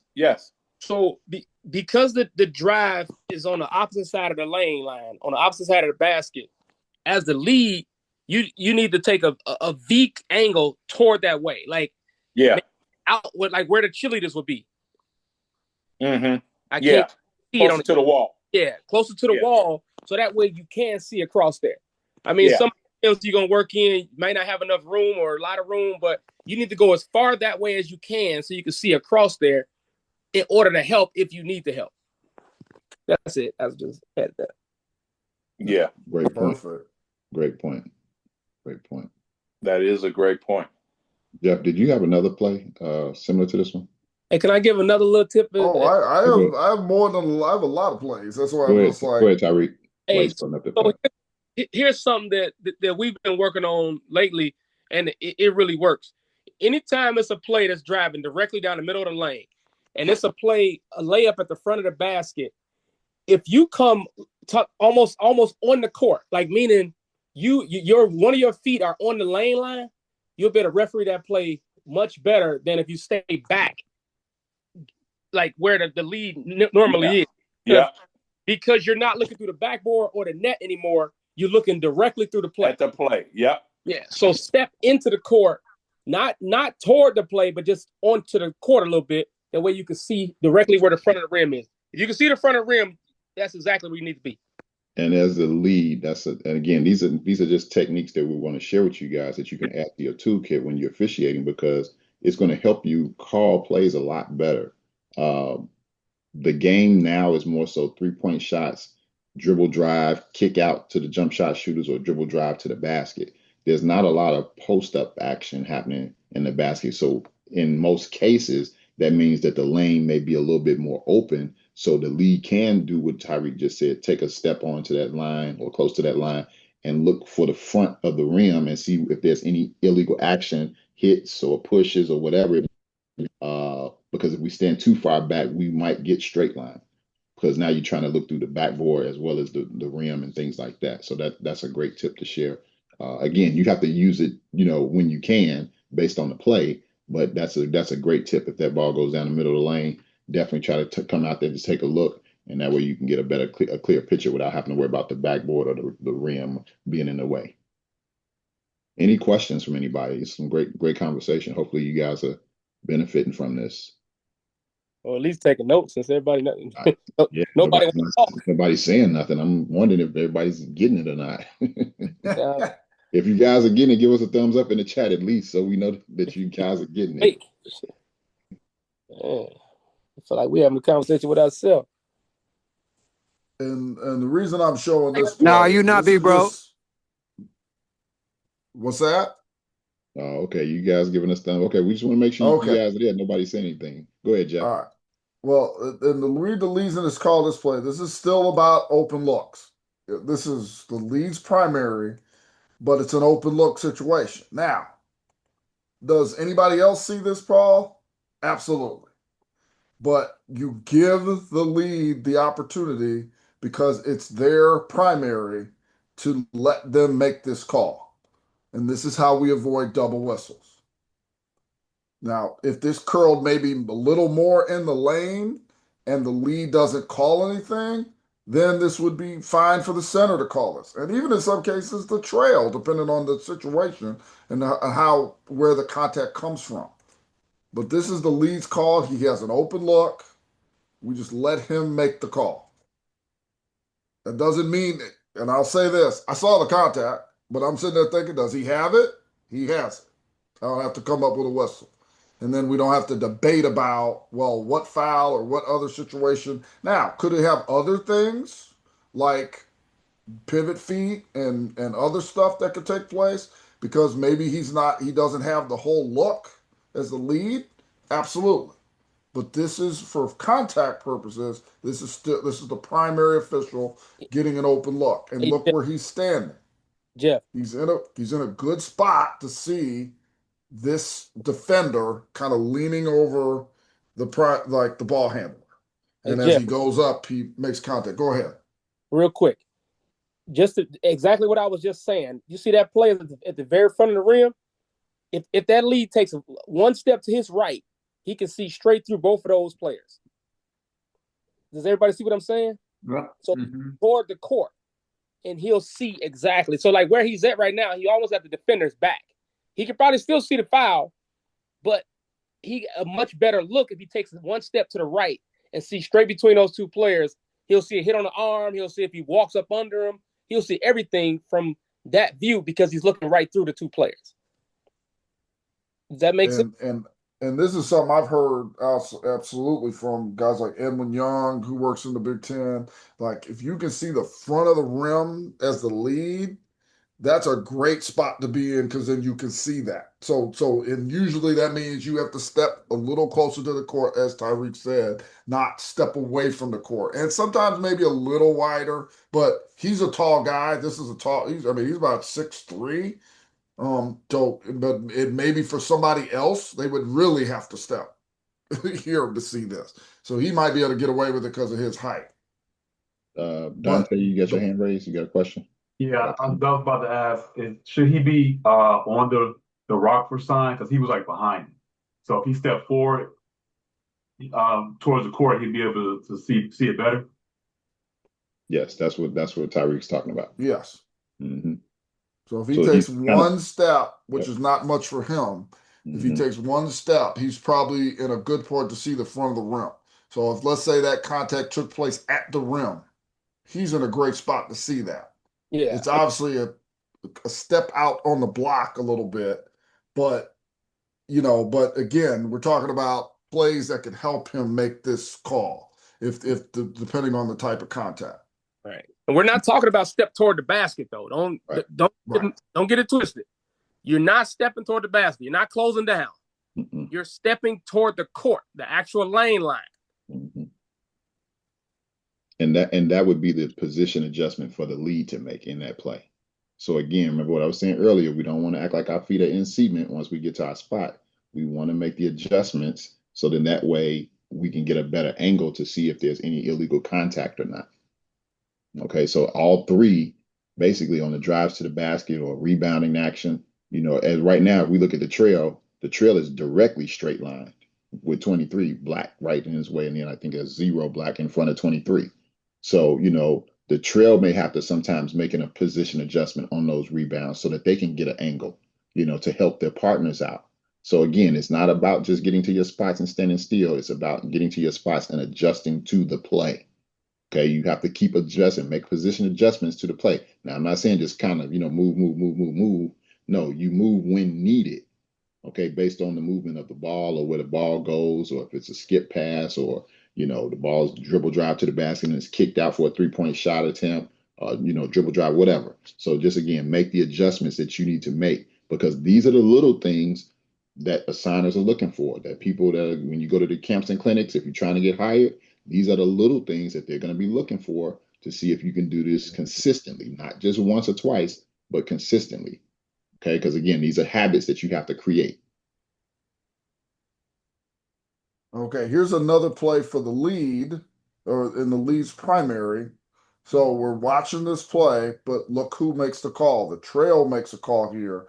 And this is probably a good call for the trail, because look at how the ball kind of moves. And he goes to the other side. So he curled actually to the lead on this particular play. And the contact is on the right side of the body. So he basically, if he curls to the lane, that's probably an easier play for the trail, depending on the verticality contact, or the center. But he curls towards the lead or goes back, and the contact's on the other side. So he kind of fakes him out. This is a great call for the trail. And the reason it is because the trail has the open look at the call. Now, Tyreek, you think he should have stepped down too as well? Hold on, let me see the play. I wasn't paying attention. Hold on, play it again. You talking about the trail, right, Jeff? Yes. Just talking about just positioning on the call. Yeah, you talking about the trail should have stepped down? The trail, yeah. Yeah, as a trail, I would never have that whistle. But yeah, Okay. I mean, that's just not enough of a foul for the trail to have a whistle at all. But if you're gonna have a whistle, you have to step down because you have to show that you're engaged in that play. Yeah, he started backing out. Look, he's backing out the play. And he don't look confident at all. Yeah. At all. Now, so if you get a coach who knows what he's doing, he's gonna eat you alive. And that's what I was about to say. So, and we see this a lot at the high school level too, or some other levels sometimes. Don't get in the habit of the trail of bailing out. They call that bailing out. We don't want you to bail out. Okay, take care of this end of the basket now. And I've talked to some officials in the past. They say, well, I don't want them to beat me down court. They're young enough. They're gonna beat you down court. Trust and believe it's gonna happen. Okay, so stay at the 28-foot line, or maybe like you said, close down. Take maybe a step or two in towards the back, especially on a play like this, because if he steps down, he's wide open. He can see everything. There's nobody straight line in front of him or anything. So, don't bail out, because now that you bailing out and you calling a foul, that's going to give a coach a perfect reason to say, hey, what you got? You way out here. You're not even in the play. Hey, Jeff, is that from Milwaukee? What, say this again? Is that official from Milwaukee? Yes. Oh, he works in one of your consortiums. So. Yeah. I wasn't gonna go there. I just wanted to know. Yeah. All right. So again, now let me ask you, Tyreek, is anything the lead could have done better on this particular play? Yeah, I think that on this particular play. So that's what I didn't get a chance to finish what I was saying. So on plays on the side of the basket, the lead got to go the opposite way. So now, if the lead steps to his left, go to his left. In those two plays. Go to his, okay. If he said go towards the side of the basket, you want to get deeper toward the back, toward the almost under the basket, almost on plays that's like that. And then when they come into the front of the rim, you want to go the opposite way, which is toward the court. You know what I'm saying? Gotcha. Because you're right there, you're never going to see that play. But the deeper you go, you'll better see between those players. Not deeper toward the sideline, but deeper like back toward the cheerleaders. That's what I say. Towards the wall. Get away. So go back. And so we talking about only like north and south, right? The long way of the court. Mm-hmm. So on the plays in the front of the basket, you want to go toward the end line. And on plays on the side of the basket, you want to go back toward the wall. Mm-hmm. Yeah. And had you back to the wall, you would have been able to see the contact because you would have broadened your view. But you standing right there, all you see him swing maybe, but you can't see him hit nobody. Right. I didn't see it. Does everybody understand what Tyreek is explaining? Just put a thumbs up in the chat or let us know something, say something, so we know you're still there. But see, here's the point, and I'm not, and this is the point I made when I made this part of the video, is you don't call on things you don't see. Yeah, for sure. You do not guess on a play. Even if you think it's a foul, it may not be a foul. So this is not something you guess on. Now, I've learned something myself about positioning from the lead, because I think I struggle sometimes with plays at the lead position. But if you don't see something, don't blow on it. Like, work harder to get an open angle. And what Tyreek talked about helps us get an open angle at that position. Right. So if everybody just focus on if you know that this guy's about to shoot the ball, I mean, he's posting up, he's going to shoot the ball. The mindset has to be, what can hurt me? Can his legs hurt me? Yeah, he can travel, whatever. But the trail got that. So all I'm concerned about is the defender's hands. So my goal is to see the defender's hands and where they can go, meaning the point of contact. Can he hit his wrist? Can he hit his elbow? Can he hit his forearm? Can he poke him in the stomach like they do? So if I can't see all of that, I'm in the wrong position. So that means I have to figure out a way to get to the position where I can see all of that the defender can do to hurt me. Hey, Jeff, what I was going to say. Every play like that. Where can the defender hurt me? Jeff, pull up the legal screen video. illegal screen. Okay, hold on. Yeah, I want us to break that down. So, because Tyreek mentioned earlier about the two officials officiating a screen, two officials officiating the screen, so we can break that down so people can see and understand what we're talking about. And actually, this is two different players that potentially cause an issue.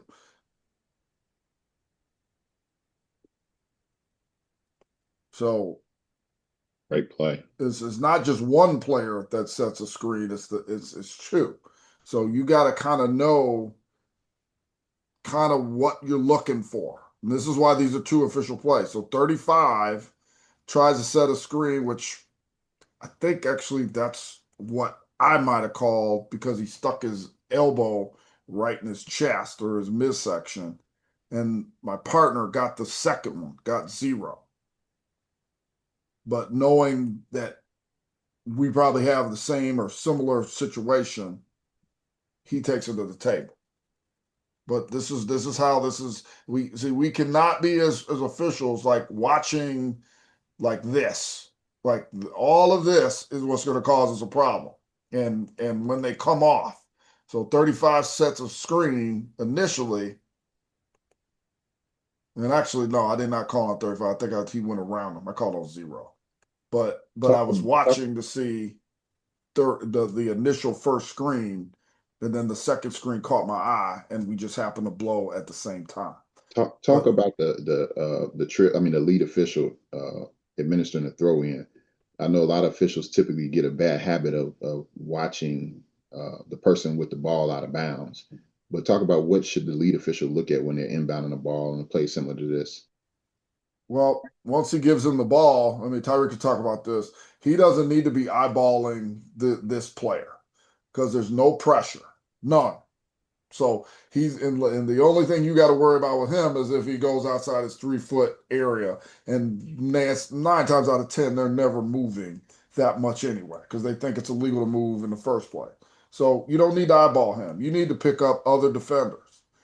So probably in this case, he might be picking up 22 and maybe 21 here to make sure that they don't push or grab or hold if either one of them tries to get to a spot or tries to get someplace. He might be able to help on this on the backside, but this is not really that's a long way for him to go, and he probably can't see body. So this is why the trail doesn't also watch this. We got to watch this muck here and to make sure that they get out of it. And then obviously the center is doing the same thing because they're trying to get free. So you're not just watching for screens, you're watching to make sure there's no push-offs, there's no grabs by the offensive player to help another player get someplace. It's not always just a screen. It could be some other kind of action, which tends to happen to start these plays. Hey, so you got to get your eyes there. Hey, Clarence, let it go to where he actually inbounds the ball and then stop it for me for a second. Okay. Yeah, Jeff is controlling the video. He got it. Oh, my bad. It's all good. No, that's okay. Can you see it? Yeah. Okay. I'll tell you where to stop it. Okay. You got it? Yeah. Go ahead, roll. Okay. All right, stop it there. Oh, go back a little bit. Before he catches the ball, I just want to point something out real quick.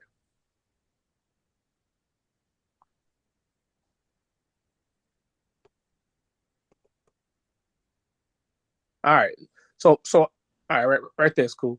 So hypothetical, if there's no illegal screen right there, who has the ball and who has the light-skinned kid with that number 12 or whatever it is, 22, I can't see the first number, he's about to set another screen.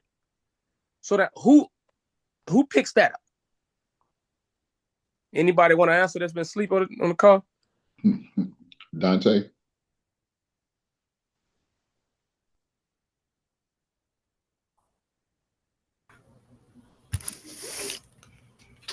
Because the center or that would be the trail right there has that. The trail has secondary what? Defender. Would that be the lead or what lead watching that third defender or third screener? So are you asking us or we You supposed to be answering and not asking a question. Well, yeah, yes, that would be the lead if where this play has developed, or say the way this play developed, say like you say if it wasn't a legal screen, by this time the the lead in that position should have channeled his eyes to the next potential competitive matchup, which would be that next screen. So that would still stay with the lead while not the lead, the trail. As the lead catches that actually where now for sure. Scratch that for sure. So this is the reason why I wanted to go back, because this is a complex play right here. And I'll help you out. Because there's already been two screens. Say those two screens were legal.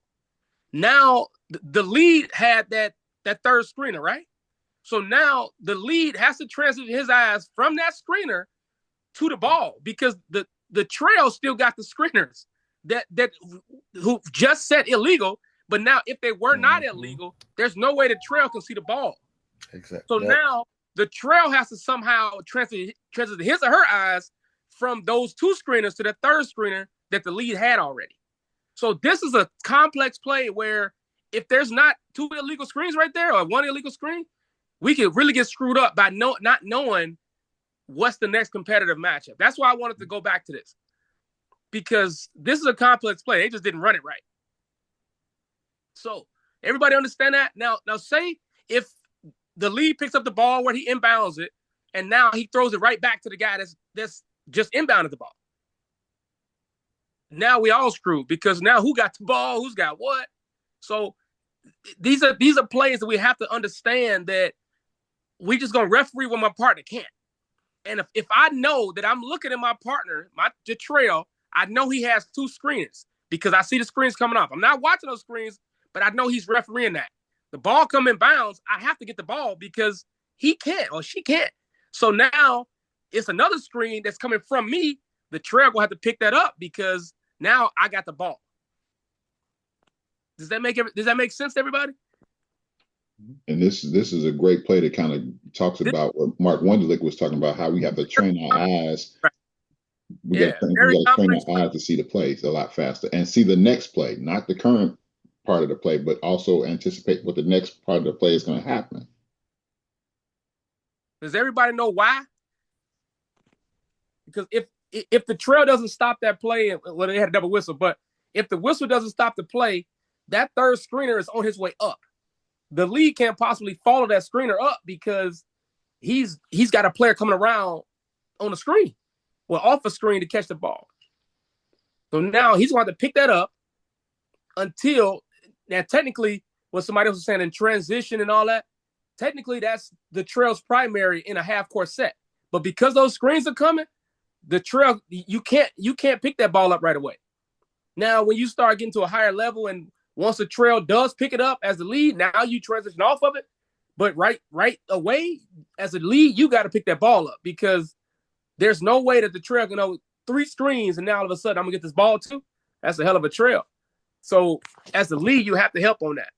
And Tyreek, you're talking about even if he throws that in the corner outside the 3-point line, he has to pick up whether that shooter is behind the line as well, and maybe even the foul that the potential defender that is coming over. So that's a wonderful point, because we think of sometimes the lead is that play's not ever ours. But there's situations where that play might be very quick and out there. And if you look at it, he has no competitive matchup. None. He has zero competitive matchup. So that throwing out there, even a little further up the block on outside the 3-point line, he might be the only one that knows when the defender runs at it. Mm-hmm. So we can't be like, well, that's the trail's play. Because if he gets clobbered or flops or barely gets touched or whatever, goes down, he better know what happened to that shooter. Great point. That's an excellent point. Yeah, when I saw that, I was like, wow, that's complex. That's a higher level play right there. That's some, yeah, that's deep. And you have no, and you have to know how to officiate these types of plays, because these types of plays even happen at the high school level now. You know, that double, triple screens. Yeah. You know, you got to be able to officiate. They run the same sets, guys, from college and high school. College might run it a little better and a little more savvy, and they may have different variations off of those decisions, but they run similar type action. This is not an unusual play that you will see in a high school game. So don't think this because, they don't run those type of plays. They run elevator screens. They run, screen rolls. They run similar sets. That's where they get the information from. Some college coach goes and demonstrates this at a coach's camp, and then they put it in their game.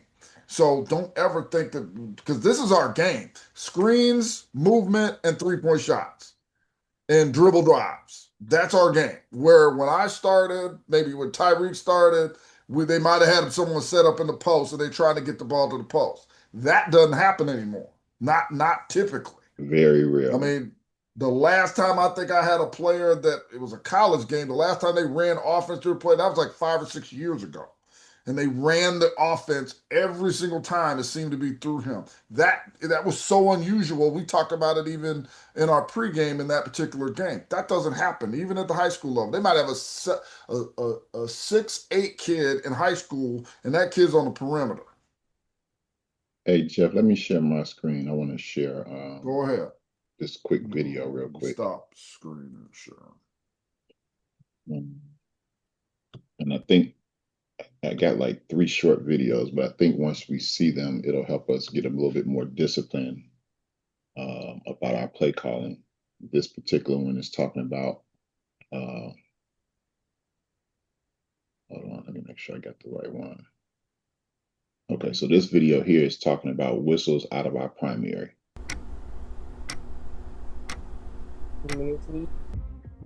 Welcome to the 3rd edition of our under 2-minute training video. This video will highlight whistles out of primary. The following 2 plays are good examples of single whistle plays, or SWPs, that the crews handle correctly. On these plays, the lead is in good position to see the primary defender, who commits and is called for a foul. There's no need for center or trail to blow their whistles on these plays. We do not want to get into the habit of blowing on contact out of primary. This usually occurs by the center or trail referees on plays in front of lead. There will be times when a double whistle is okay because the ball is in a dual coverage area. However, the clips that we are showing in this video are single whistle plays. As you can see on the plays running now, there are multiple whistles blown on contact when only one was needed.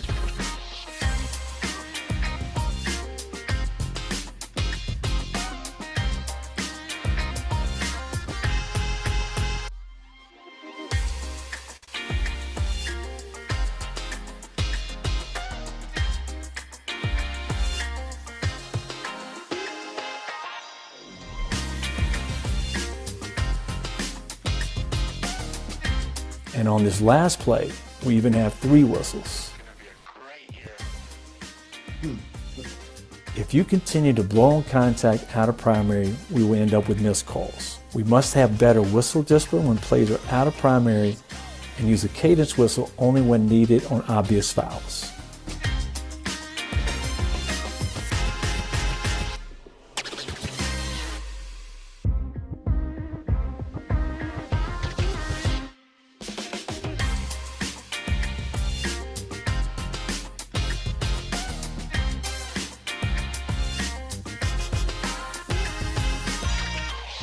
As what sometimes happens in our games, this training video is going to overtime.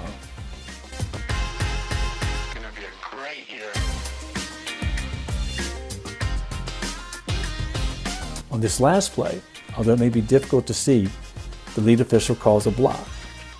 The trail official blows his whistle on contact and gives a preliminary signal for a charge. Even the coach is confused about what the correct call is. When we have one-on-one plays in front of lead, we do not need whistles out of primary on contact. There will be times when the ball is in a dual coverage area and we have a double whistle. We want you to stay aggressive on these types of plays. Remember, if you're 125% sure that a foul occurred out of primary and was not called, you must use a cadence whistle. As you saw in these types of plays, when we blow on contact out of primary, our call accuracy goes down. This will conclude the third edition of our under 2-minute training video.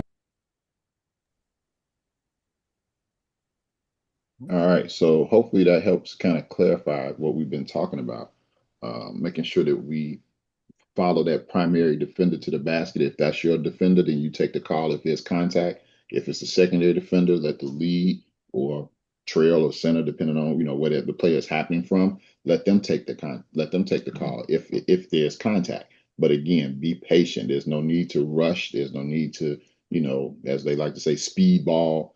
Just take your time. Call what you see what you call. Remember, we don't blow on contact. We blow because of the result of the contact, because there will be contact.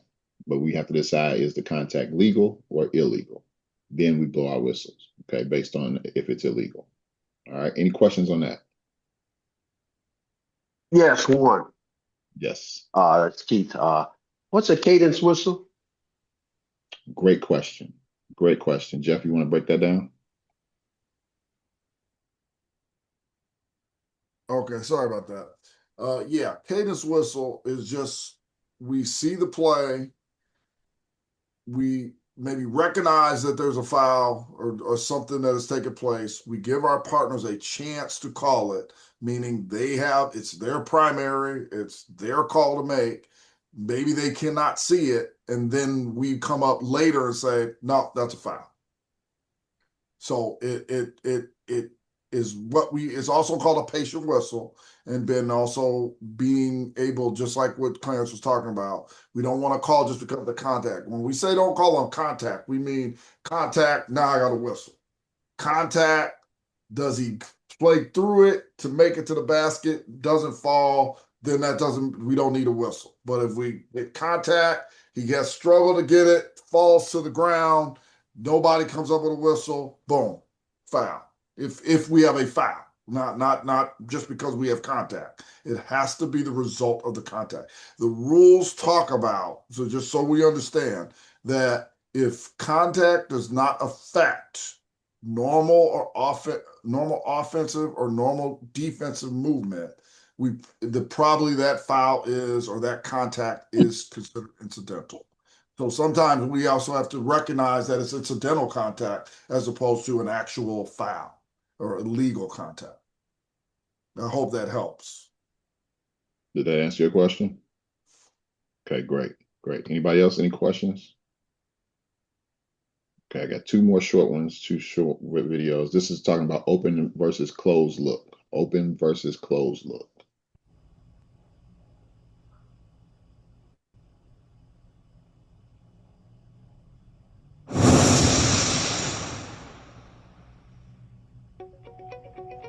Anytime you have a closed look, you have two options. Make a position adjustment to get an open look, or do not blow your whistle. As number 4 white drives into the lane, notice how this play opens up for the center official, who correctly calls a foul. The trail official has a closed look and should not have blown his whistle. Number 13 Gray's shot attempt opens up for the center official, who position adjusts down and correctly calls a foul on number 2 Black. Remember, on drives from lead side, we must anticipate potential curl plays at the center position. As number 0 White spins toward the center official, he has an open look, stays engaged, and correctly no calls this play, as number 24 Black got all ball. Good pickup by the trail official on this play. With the shot clock winding down, number 7 Black curls back toward the basket, which gives the trail an open look to see this foul on number 1 White. This reach-in by number 5 Blue opens up for the trail official, who sees the contact and correctly calls a foul. Once again, anticipating a potential curl play, the center official on this shot attempt stays engaged and correctly calls a foul. Good job by the lead official on this play. He has a closed look and does not blow his whistle. Notice the open look for the trail official on this play to see the illegal contact by number 13 White. However, because the contact happens from the inside, the center official has a closed look, is guessing, and should not have blown his whistle.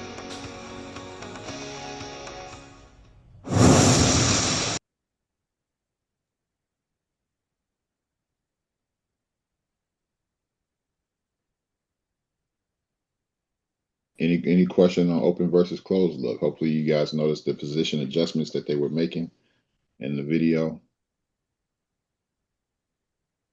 No questions? I guess we doing good then. It's a great group, bro. Yeah. Hey. Games. All right. Last one that I got is calling across the paint. Hey, they just posted another one, just so you know. SEC? No, the Big 12. Yeah, I saw that one today. They posted it today, right? Yeah. Yeah. I just looked at it before the meeting tonight. All right. So this one is talking about calling across the paint or calling across the lane as the lead. It's a bad habit, high school. Welcome to our sixth and final edition of the Under 2 Minute training video. This video will focus on calling across the lane at lead with plays at the rim. On this first play, number 12 Blue attempts a reverse layup while being contested by number 21 White. At first look, there appears to be a foul on the shot. However, from this angle, you can see that there is no contact and that the block is clean. The lead official is in good position, but as the play goes to the rim on the other side of the basket, his view is blocked by the backboard, rim, as well as the defender himself. This play now opens up to the center official, who is in good position and correctly no-calls the play. When shots are contested at the rim on the C side of the floor, we must trust the center and stay away from this play at lead unless there is an egregious foul that is missed by the center official. Following an offensive rebound, number 34 Red attempts a dunk while being contested by both number 5 and number 12 in White. From this angle, it appears as though there could be a foul on the try. As you can see from this slow motion view, neither defender makes contact with the shooter and the play is correctly no-called. The lead official is in good position to referee this play should the attempt be at the rim on the strong side. When the attempt comes on the center side of the floor, the lead makes the right decision in not blowing his whistle. The center official, in good position, understands that this is his primary coverage area and has an open look at the try. He also correctly no-calls the play. Nice job of these two officials. On this last play, number 0 Red receives a pass on the wing and attacks the basket when number 23 White attempts to block his shot. The center official does a good job of picking up the nearest defender and properly calls a foul when he makes illegal contact on the play at the rim. The lead, who is in the correct position on this play, does not blow his whistle across the lane and trusts the center as it is his primary area of coverage. Good job by both officials in refereeing this play properly. In conclusion, when officiating plays at the rim on the C side of the basket, we must trust the center official to make the call. Though some plays may look like fouls from the lead on these attempts, more times than not, our view is obstructed by the backboard, rim, and defenders. Trusting this process will allow us to get more of these plays called correctly. This will conclude our final edition of the Under 2 Minute training video. Best of luck in your remaining regular season games. All right, so again, calling across the lane at lead. Just some pointers. Again, we want to share with you guys on what and what not to do and how to handle those types of plays effectively and efficiently. All right, so we want to make sure that we got good angles, because if we don't have good angles, then obviously we're guessing on plays and we don't get paid to guess, we get paid to know. All right, any questions about anything that we've covered tonight before we get ready to get up out of here? Y'all so quiet. It make me wonder if y'all even paying attention to us. I think we're doing a good job. We're doing an excellent job. But nobody got I any hope so. questions. All right. Well, if it's no questions, anybody, or let me ask you before we go, anybody had any game situations you want to talk about that maybe you had something in a game that you like, I need to talk about this to get some clarity on it or something, or something you want to share with the group? I do have a question. Go ahead. So, okay, I have a game that I have to ref. It's gonna be my first game and it's middle school. So I know certain calls, but if I call a call, but I'm not sure about it, can I just wait till like halftime to question or to agree? Or would that be like what you guys call it, like a cadence whistle? Like you said, to see if the other person's gonna call the call, because I was informed, like, let them know that like I'm a beginner, so in the beginning, so I can follow the trail center lead type stuff. But if I call a call, but I'm not for sure, I know you're supposed to just stick with your call, but if I want to make sure that I go about it properly, what would be the best time to question my call or to go about it? You're muted. Sorry. You mean to discuss your call or just Yeah. okay? So you're trying to get a better understanding. Tyreek, you want to jump in on that one? Yeah, I can. Yeah, I would say if you're not sure, don't call it. That will probably keep you out of trouble more than anything else. But if you do call something or you don't call something and you do have a question, then yeah, I would say wait to halftime to call it. I mean, to talk about it, because you don't want to talk about it during the game, because you already got enough stuff going through your head during the game to be worried about if you got this right, this wrong. I would say just referee, call what you know, and if you don't know it, then hopefully your partner will pick you up and they'll get it. Okay. But I wouldn't say overthink it. Don't overthink it. Just go out there and do the best you can. Everybody was new at one point, so we all was there, and we all probably felt the same way. But just and then would I have to do some gentleman said something about taking a deep breath to not like to pace yourself, not be quick to blow the whistle. Yeah, but that was you or whoever. Someone said it. Yeah, that was yeah, just okay. Yeah, so that's because you can't blow and breathe in at the same time. It's like highly impossible. So in order to not blow and you process the play and make sure, okay, this is a foul, take a deep breath, relax, and then blow. So that way you've processed it, you've seen the play, what they call start, develop, finish. Now I'll make a decision. Okay. And I'll say this too, that'll help you become more patient. And I know you said you're new to officiating. Remember this: there's no such thing as a late call. Mm-hmm. Okay, there's no such thing as a late call. Not in officiating. Okay, so taking like what Tyree just said, let the play start, develop, finish. Take that deep breath, process it. If you feel like you need to blow your whistle, blow your whistle. Be confident in your call. And then, like you said, if you want to talk about it with your partners halftime or after the game, feel free to do so. But yeah, you don't, you're going to make mistakes, and that's okay, because that's how you're going to learn and get better, and so it's okay. Don't feel embarrassed by it or, bothered by it if it happens. Just learn from it and just try to work on not making the same mistakes over again. That's all. So that last video you played, it was, I want to say, I'm still learning the trail center and lead depending on the position of the screen. But that last video, I want to say it was the female who was more so facing my way. I want to say, was she the lead? But it was the person on the opposite side that called it, but it really wasn't, there was no contact on the play. So like a situation like that, like it was her call and it was in her sight, but he called it. But if you actually look at the footage and when you slowed it down, there was actually no contact, but she didn't, go, do the whistle, whatever you want to call it. But they didn't, I guess she gave him the call, or how do you go about it when it's actually the wrong call that really shouldn't have been made, but you just go with the flow or Yeah. Yeah. If you blow your whistle, you pretty much go with the flow at that point. okay. And again, it may happen. I mean, especially being a new official because you're still learning. Yeah. So, the key thing is just try to be as patient as you can with yourself. You're going to get some calls right. You're going to get some calls wrong, and it's okay. But that's when you have partners that can help kind of guide you through it. They'll maybe give you some advice based on, hopefully they'll give you some advice based on how the game flow is going and, what have you. But I think the biggest thing that you can control is, like he said, just breathe in, take deep breaths, relax as much as you can, and just, officiate the best way you can. That's all you can do, but yeah, go ahead.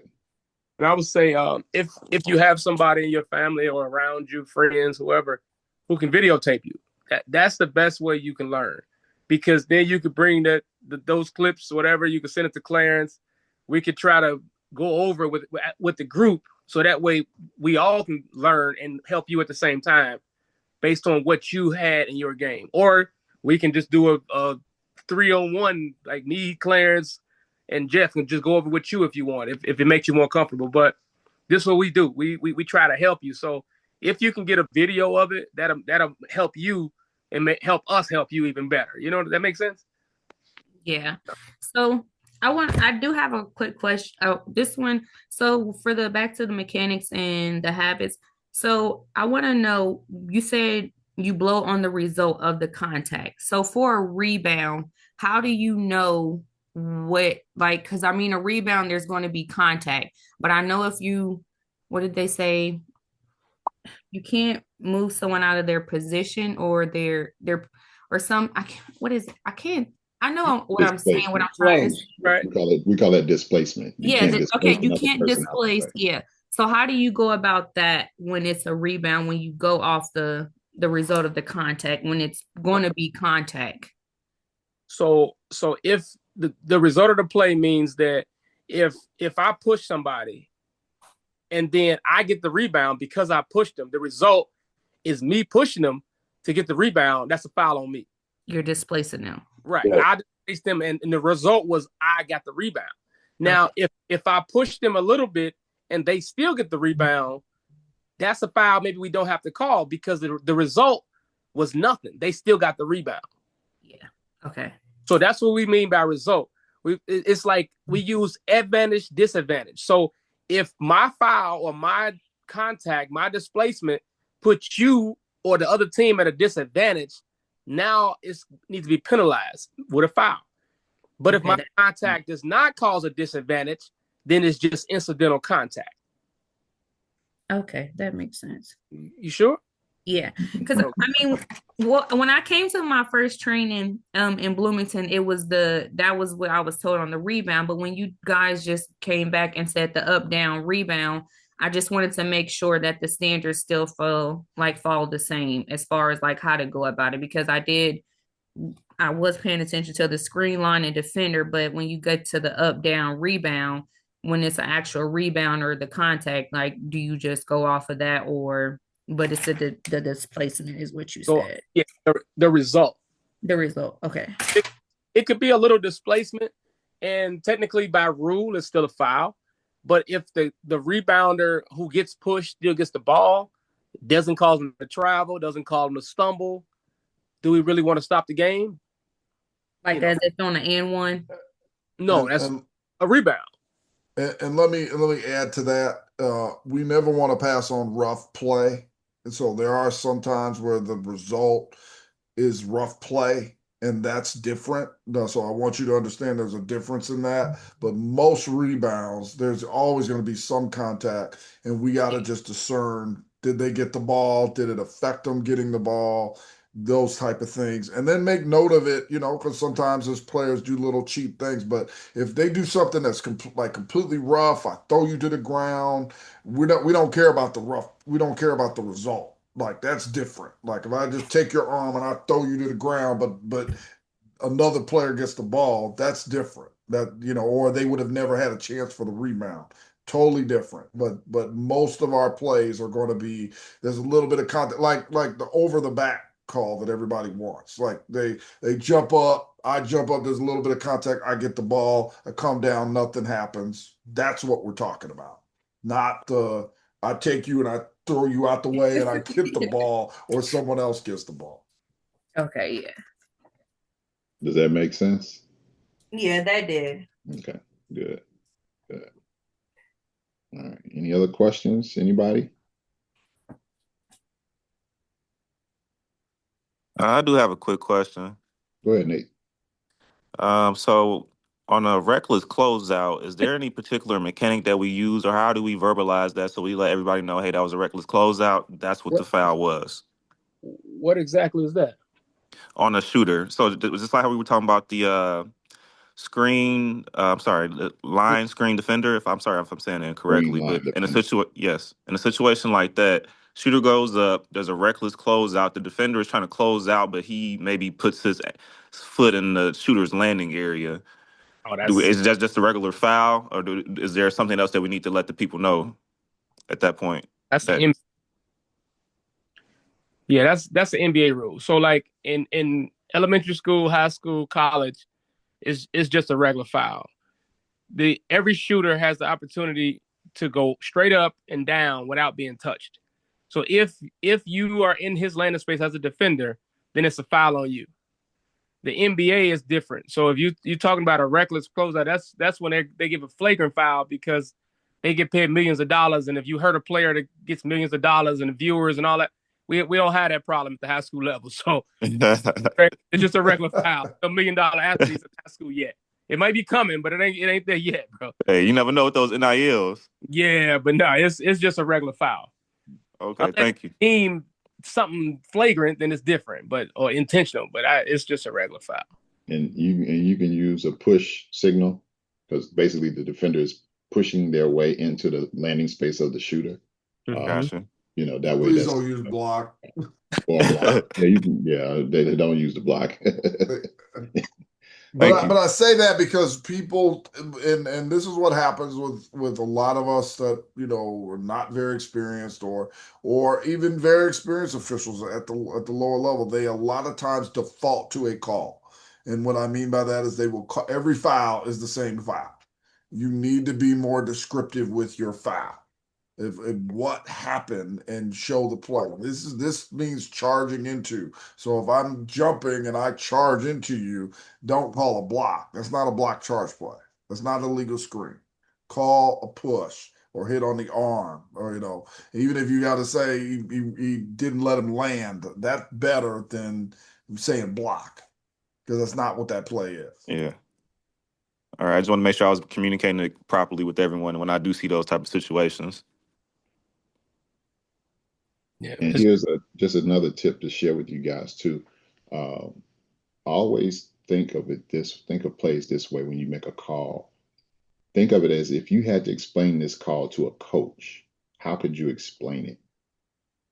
Where it's short and concise to the point, but you can say, hey, the defender, came in the shooter's landing space. Okay, great explanation. Maybe there's a block charge play. Hey, coach, I got a charge. The defender had legal guarding position. Okay, so you want to be able to, when you make calls, think about that too. Just say, hey, this is why I had this call. Now, I'm not saying a coach is going to ask you for an explanation every single play. Some of them may, some of them may not.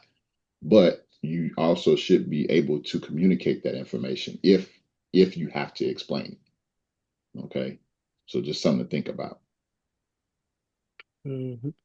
But again, it has to be short, concise answers, nothing long-winded. Because again, coaches look for a reason to want to talk your ear off. If they can, they will, if you let them. Okay, but just make sure it's short and concise and to the point. Okay. And just remember, you can never go wrong with quoting the rule book. So that means one thing: you got to read it. Exactly. Gotta know it. You got to read the rule book. Gotta know.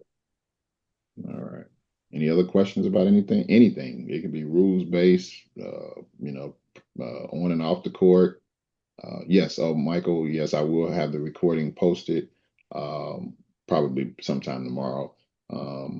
But yeah, definitely we'll be posting it. Again, that the video that I shared with Mark Wunderlich, I would encourage you to go back and watch it. It is on YouTube. You can pause, rewind, fast forward, jot down the notes.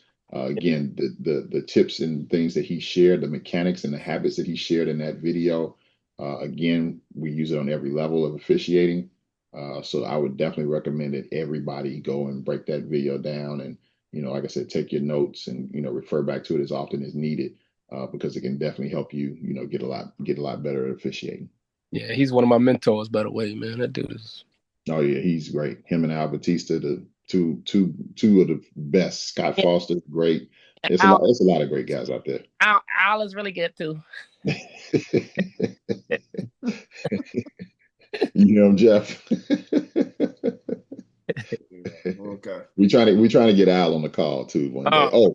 By the way, before I forget, before I let you go, we'll be here next Monday. Yes, we'll be here next Monday. We're taking off MLK Day, so we won't be here on Martin Luther King Day, but we will come back on the 26th. On the 26th, we have a special guest speaker coming out of the New Jersey area. He's actually a sports attorney, and he's going to be talking about officials and the law. So I would highly encourage you to invite somebody to get on the call, because I guarantee you're going to hear some information that you're going to need to know, and it's going to help other officials. So definitely get on the call on the 26th for sure. If we can, we're going to try to see if we can get a guest speaker for next week. I'm not for sure if that person has confirmed yet. Jeff, did you reach out? Well, I don't think Jeff stepped away. But anyway, we're trying to get a guest speaker for next week as well. But again, we'll be off on Martin Luther King Day. But we'll come back on the 26th of January. All right. All right. So thank you, everybody, for being on the call tonight. Hopefully you guys, again, got a lot out of tonight's lesson. Make sure you invite somebody. Definitely invite somebody. Please invite somebody. Invite more than one person. Anybody that's interested in officiating, invite them to the call. That's what we want. We want to grow this thing and make it bigger and better. All right. But yeah, I will definitely have the video posted for you guys probably sometime tomorrow. So definitely check the YouTube channel again. We do have all of these pre-recorded videos we have. It's posted on YouTube. Look for IHSA Basketball Officials on YouTube. We got a bunch of videos on there, the previous training videos all the way back to August. We got some You Make the Call plays, some other things on there. So definitely it'll keep you engaged. Share that page with some people, again, because we're just trying to grow this thing and help everybody get better at officiating basketball. All right, but we'll stick around and answer any questions that you guys may have after the call, and see you guys next week. Thank you. Good night. Yep. Thank you, guys. Appreciate it. Yes, no problem. Thank you. Appreciate you guys. Hey, is that the Andrew Williams they call Soup, man?